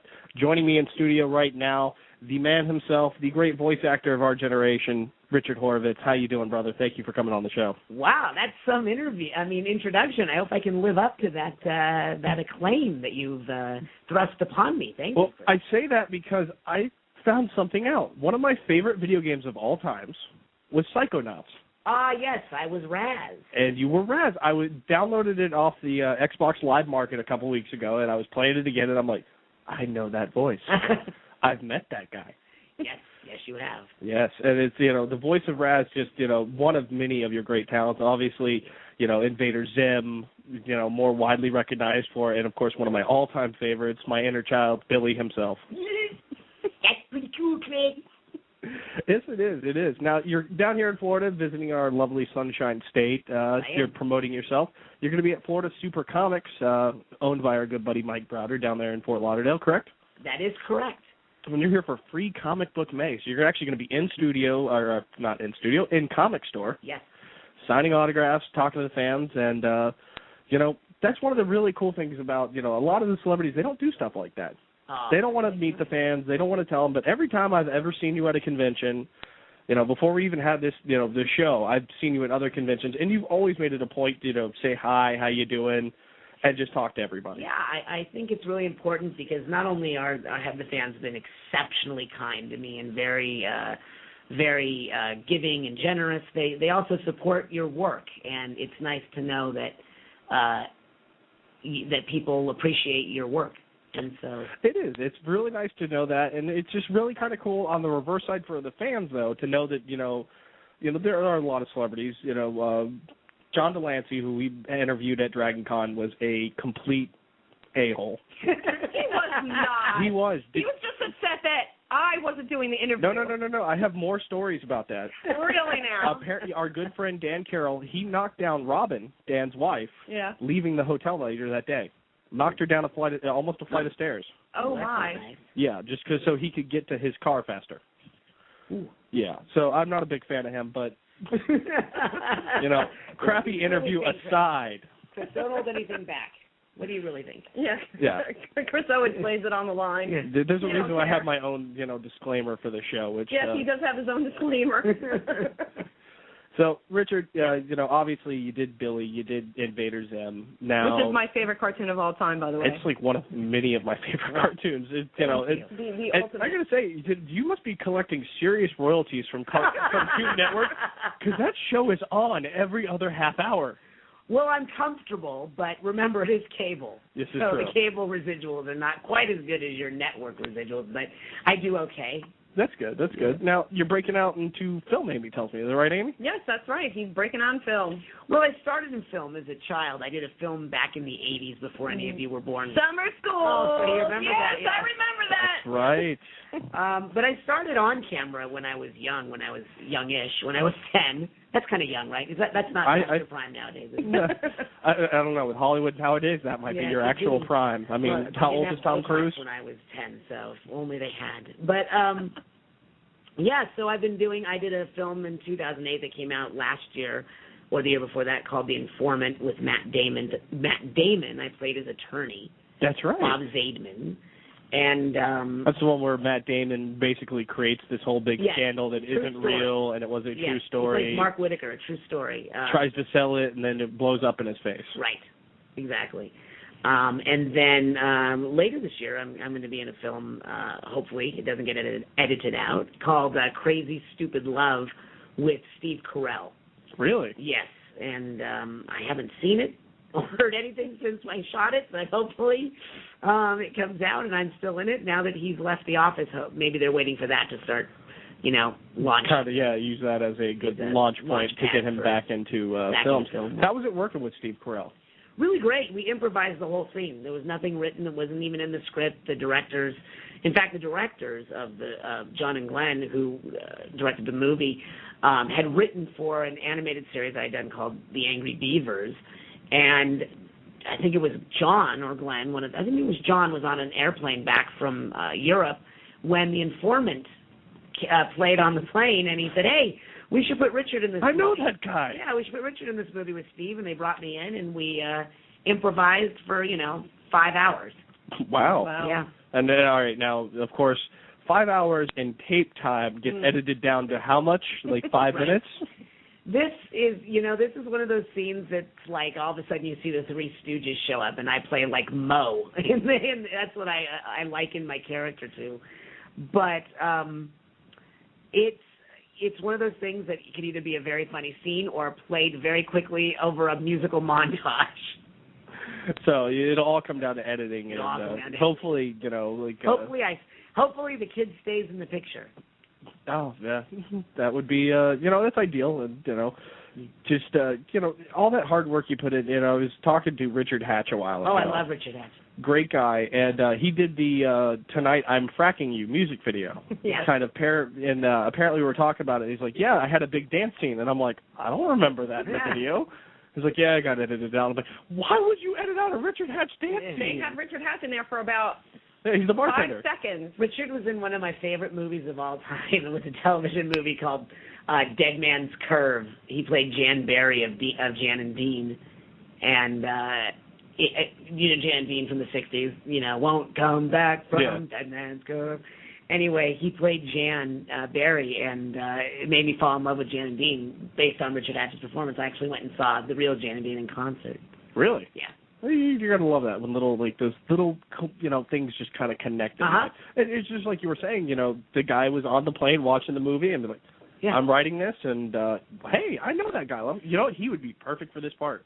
I get obsessed with things, and once I like latch on to something, I need to do as much research on it as I can. So recently, I got really obsessed with Peter Sellers again. Oh, really? Yeah, and so I rented a biography. I Netflixed. Does anyone rent anymore? No, I think it's all Netflix. A actual biography from 1971 that featured Peter Sellers actually in it.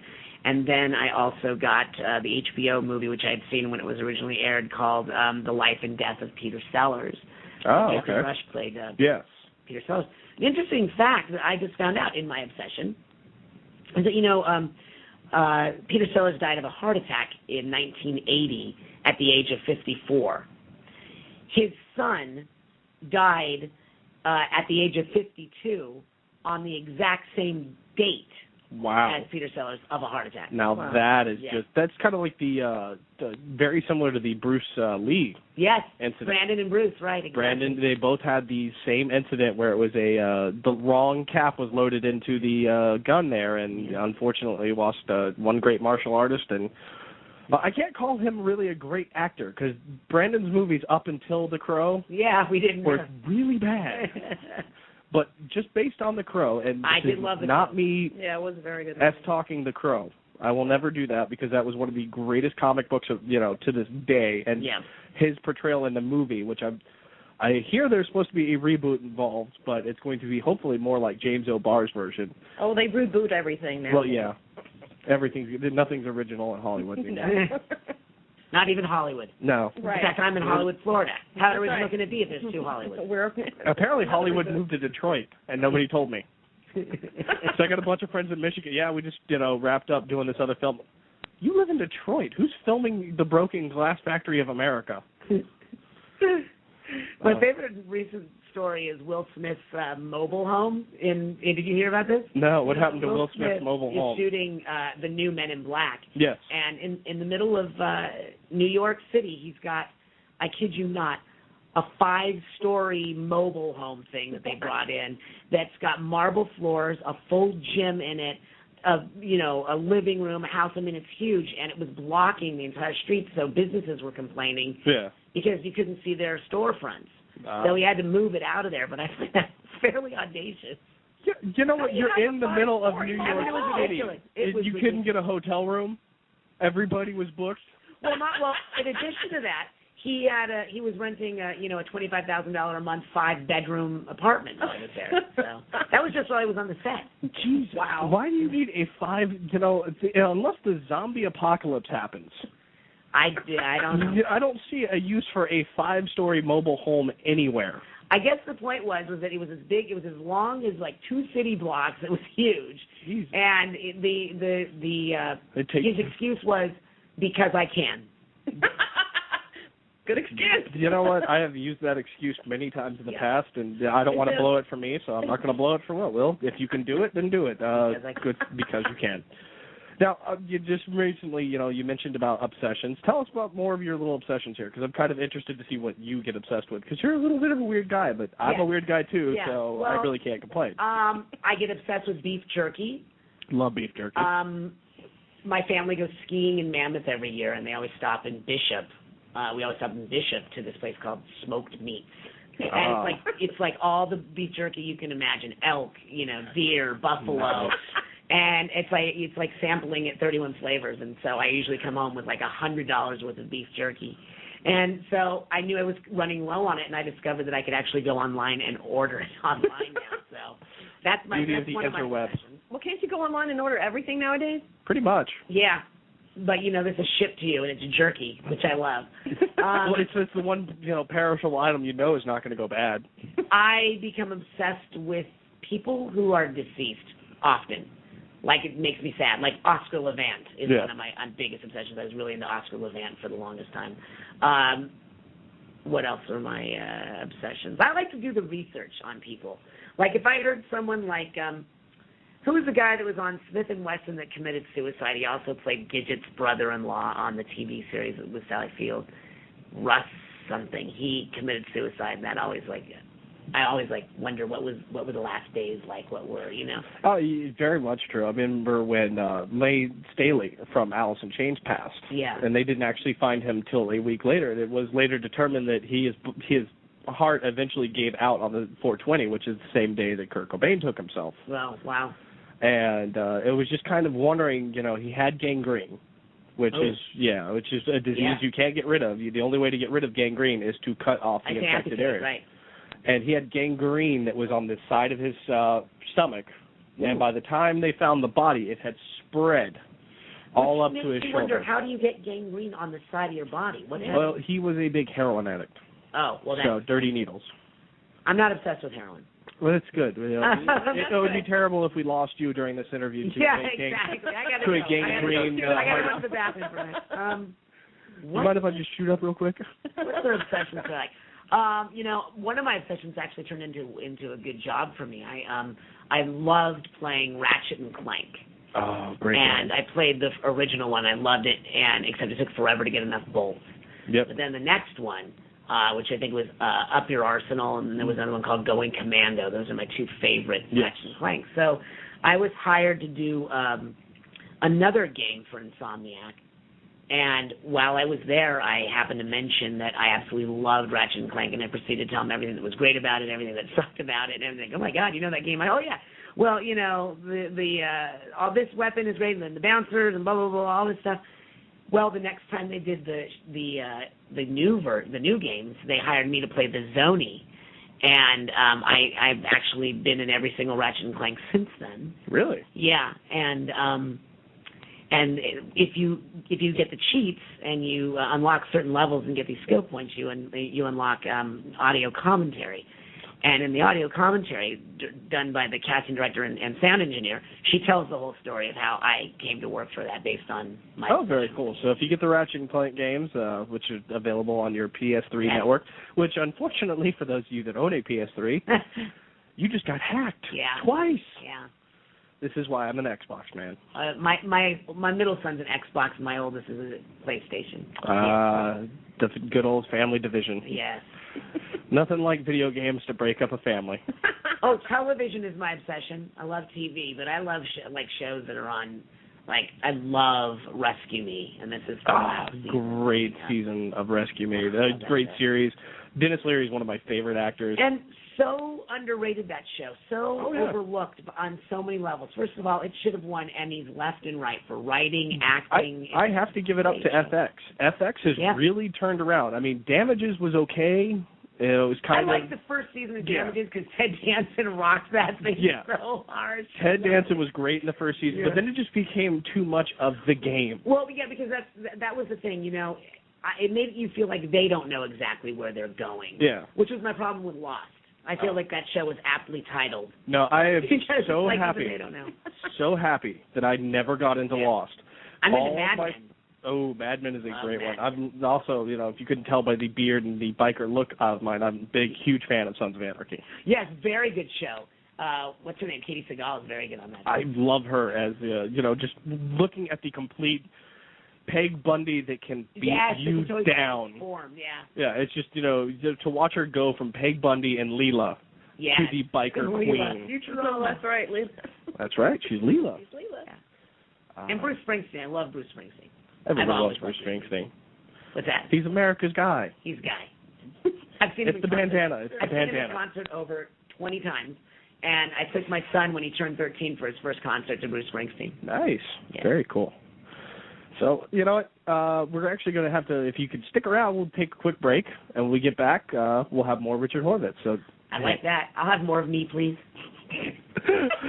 We'll be right back on the Holistic Lifestyles Radio Network. I am Chris West. This is That Sci-Fi Show. We'll be right back. All Florida Bail Bonds, over 13 years of in-the-business experience, plus hundreds of hours of court time, possesses the knowledge and experience to help you through all situations. All Florida Bail Bonds has prior law enforcement, military, and professionals with business experience, making all Florida Bail Bonds very well respected in the community. When you need a bail bondsman, make sure to choose one with a great reputation that's competent and a knowledgeable staff and the drive to appreciate your business. All Florida Bail Bonds. Call today at 954-565-2424 or at 866-ALL-BAIL. That's 866-ALL-BAIL. Attention, the 4th annual 12-Step Music Fest is coming November 3rd through the 6th in Sugarloaf Key, Florida. 4 days of music and fun with 12 musical acts along with the Rockers in Recovery Supergroup featuring Ricky Byrd, guitarist formerly of Joan Jett and the Blackhearts, Liberty DeVito, formerly of Billy Joel, Woody Geisman of the Del Fuegos, Jason Sultan of Todd Rundgren and Utopia, Christine Ullman of the Saturday Night Live Band, and 4 more to be announced by September. Find out more about this sober Woodstock in Sugarloaf Key by joining rockersinrecovery.com or by calling 877-799-8773.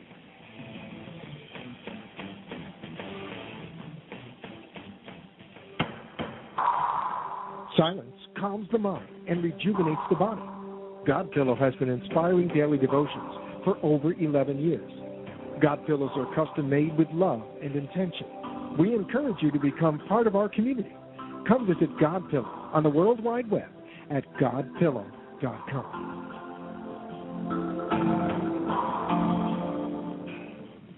And we are back with more of That Sci-Fi Show. I am your host, Chris West. Joining me in studio, we got the lovely Sci-Fi Amy, and of course, our guest, Richard Horvitz, voice of Invader Zim, Billy, and just so many other, you know, great characters throughout history, and I'm sure many, many more. And, you know, kind of fun fact here, if you haven't seen the movie Summer School, go rent it. Great movie.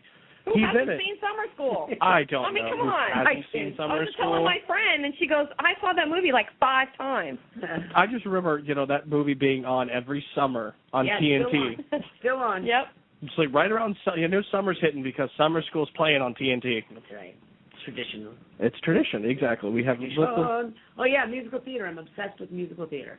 Well, tell me about your obsession with musical theater. That's right. Theater. Didn't you do a play a couple of months ago? I remember talking about it. Actually, it wasn't a musical, but it was a show. It was a play called The Psychic, and it was a big production. And it just won something called the Edgar Award in New York for playwriting. It was produced and published by Samuel French. I'm listed as the originating character in that of Johnny Bubbles. I played gangster. That was a gangster named Johnny Bubbles. Johnny Bubbles.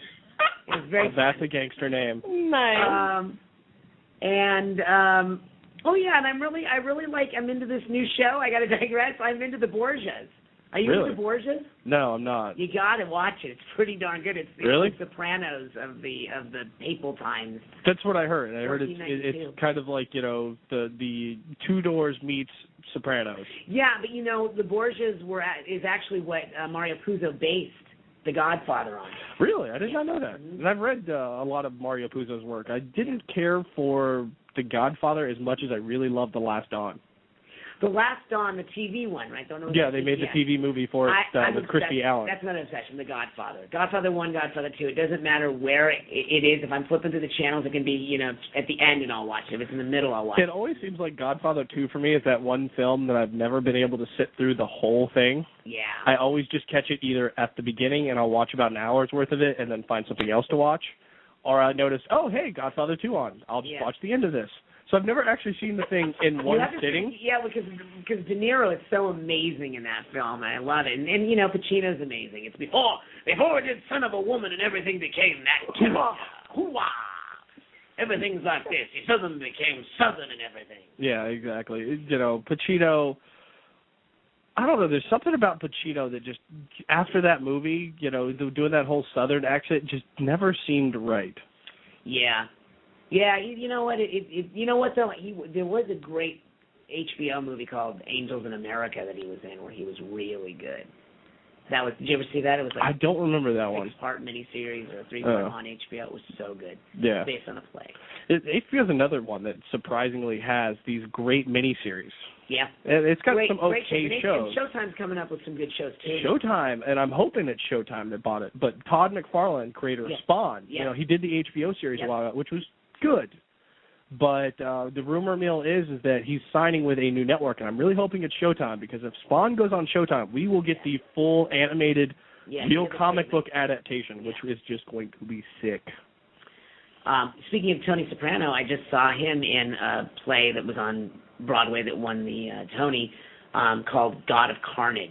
It's with him and Marcia Gay Harden and Jeff Daniels and Hope Davis. Hysterical. It is one of the best plays I've ever. James Gandolfini rubs me as the kind of guy that on set is all strictly business, but the moment you get off a set, the guy is nothing but jokes and fun. I like that. I mean, it's just every movie he's in, like The Last Castle with Robert Redford, where he plays the prison guard, the prison warden. Except he always tries to go so far away from the Tony Soprano character when he's talking. But it's funny. He tries to drop that New Jersey thing in everything he does. Well, it's funny. I was watching the Civil Action the other day with John Travolta's in it, and he plays one of the guys in the movie. One of the factory workers that explains, how the chemicals work. We pour it on, and it spills over, and we just wash it into the dirt. Right. And it's just kind of funny is that I started watching that, and I'm like, I don't remember him in this movie, because I don't remember him in anything before The Sopranos.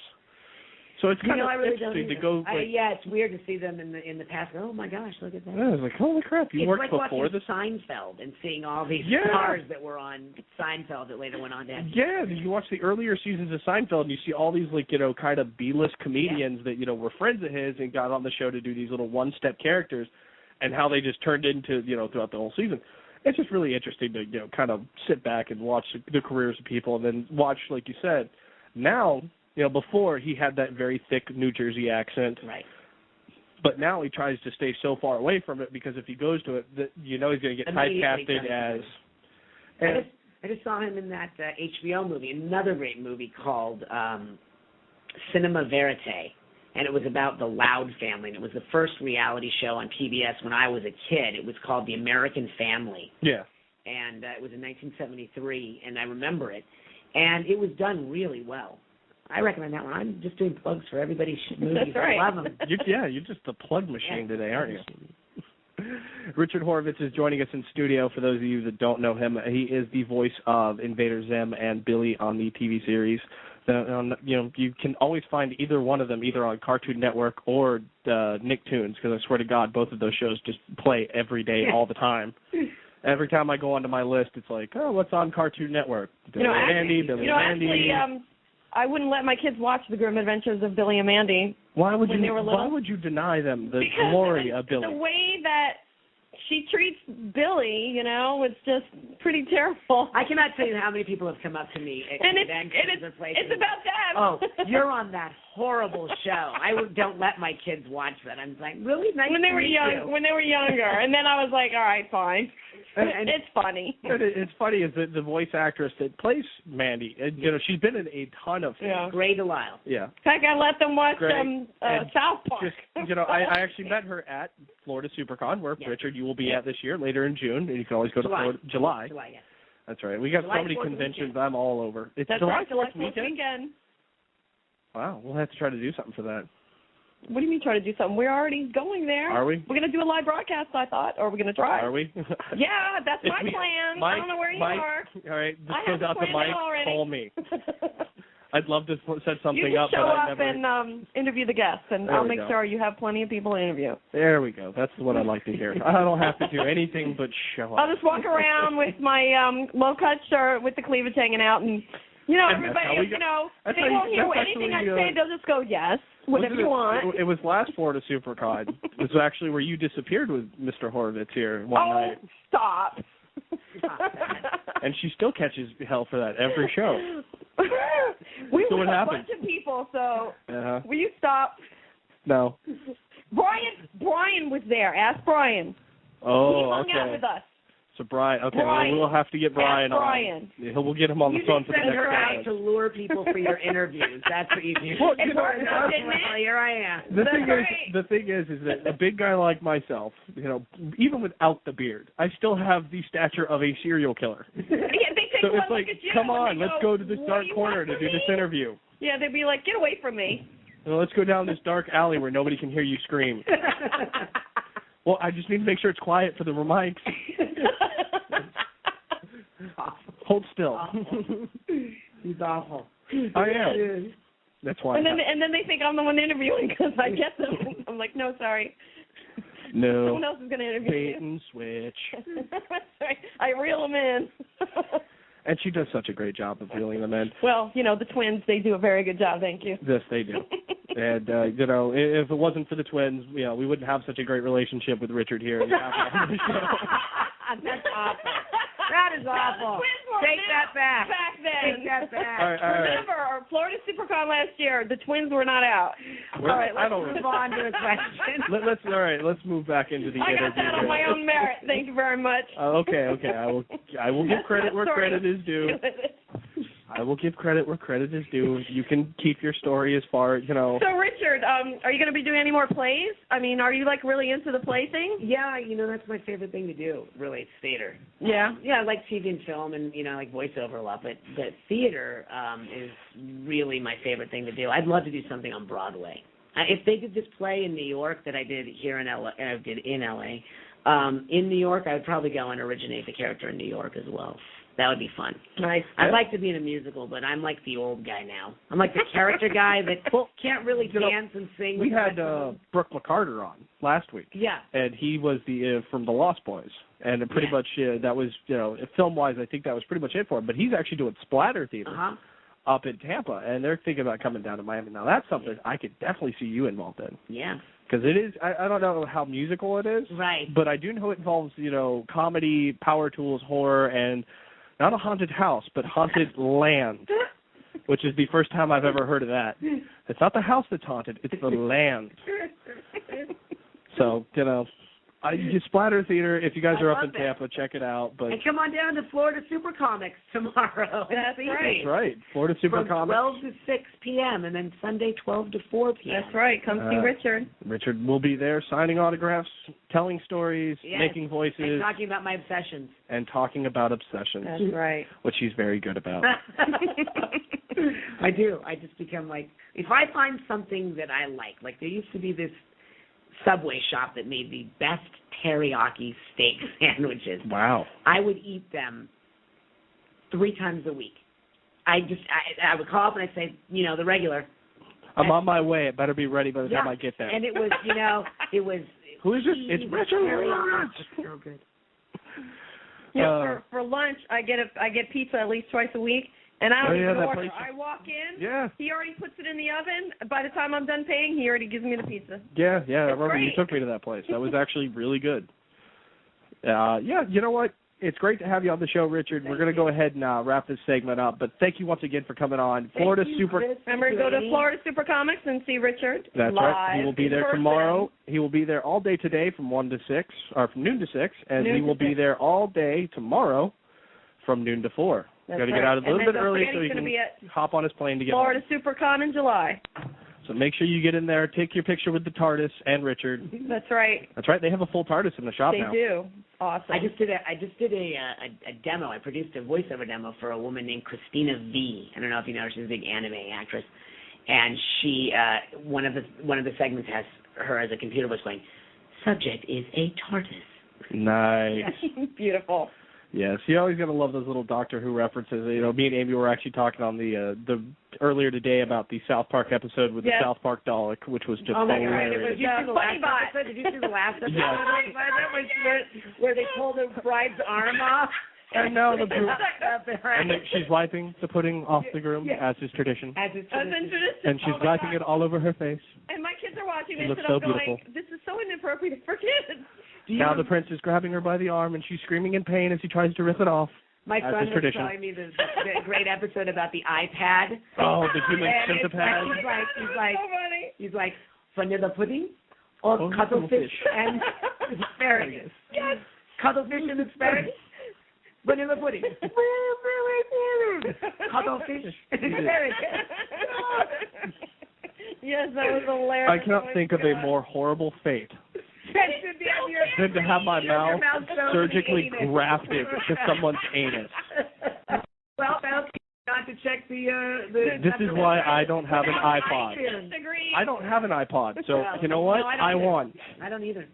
I don't either. I have a cheap Radio Shack MP3 player. I don't. Nope, I don't touch that. I'm not going near Apple. I don't use Mac. I love my Windows. I love my Windows so much that I even have a computer with Windows 2000 here in the studio. That's right, WNN, the home of technology. Do you know they have something called cell phones now? They carry your phone with you wherever you go. Really? Yes. Wow. I've got to find out about it. I've got to get into this. Yeah, who would have thunk nowadays? It's the future. That's right. Ooh. All right, as we wrap up this edition of That Sci-Fi Show, just once again to thank Richard Horvitz for coming in and remind you can check him out at Florida Super Comics tomorrow, May 14th, that's right. Also check out my website at www.richardhorvitz, HORVITZ.com. That's right. We'll go ahead and I think, is it up there already? Or just go to thatsci-fi-show.com and see, I don't even have to say that we're going to put it up. She's already got it going. I'm a genius. I just got to show up. She's the best producer in the world, Sci-Fi Amy. I just show up and do the interview. You want more information about Richard, you just go to our website. It's right there. And then it'll be in our past shows, and you just find his name, click on it, go right to his website. That's right. And of it course, will be there forever. Right after the show's done, you can just go to the past shows, and you can listen again to all the weird wackiness that is Richard Horvitz. Yes, it's very weird. And very wacky. It's always wacky. But if it was normal, it would suck. Yes, that's absolutely true. All right, as we wrap up this edition of That Sci-Fi Show, we will be back with more news and comment, and we are going to wrap up this second hour and close out the show. We'll see you next week, folks. The preceding program is a Rockers in Recovery radio production. Rights to this program are the sole rights of Rockers in Recovery Radio, Incorporated. Rebroadcast of this program in any form without express written consent is prohibited. Here's hoping you're healthy and wealthy. South Florida's Health and Wealth Radio Network. AM 1470, WWNN, Pompano Beach.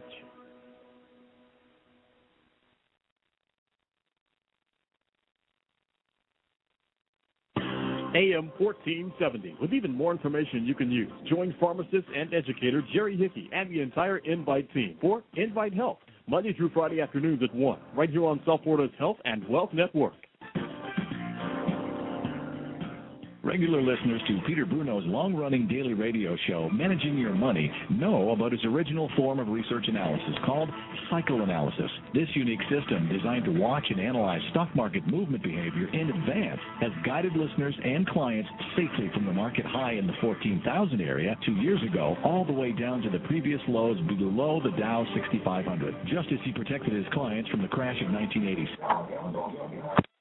The new COVID-19 vaccine is now available. The Fulton County Board of Health has updated COVID booster shots and flu vaccines to fight the latest variants of each illness. Remember, vaccines work. We've done an excellent job of staying up to date on vaccines, reducing the number of illnesses in our community. Continue to protect yourself and others by making an appointment at the nearest Board of Health location. The Fulton County Board of Health is here to serve you. Stay current. Visit FultonCountyBOH.com or call 770-520-7500 for more info.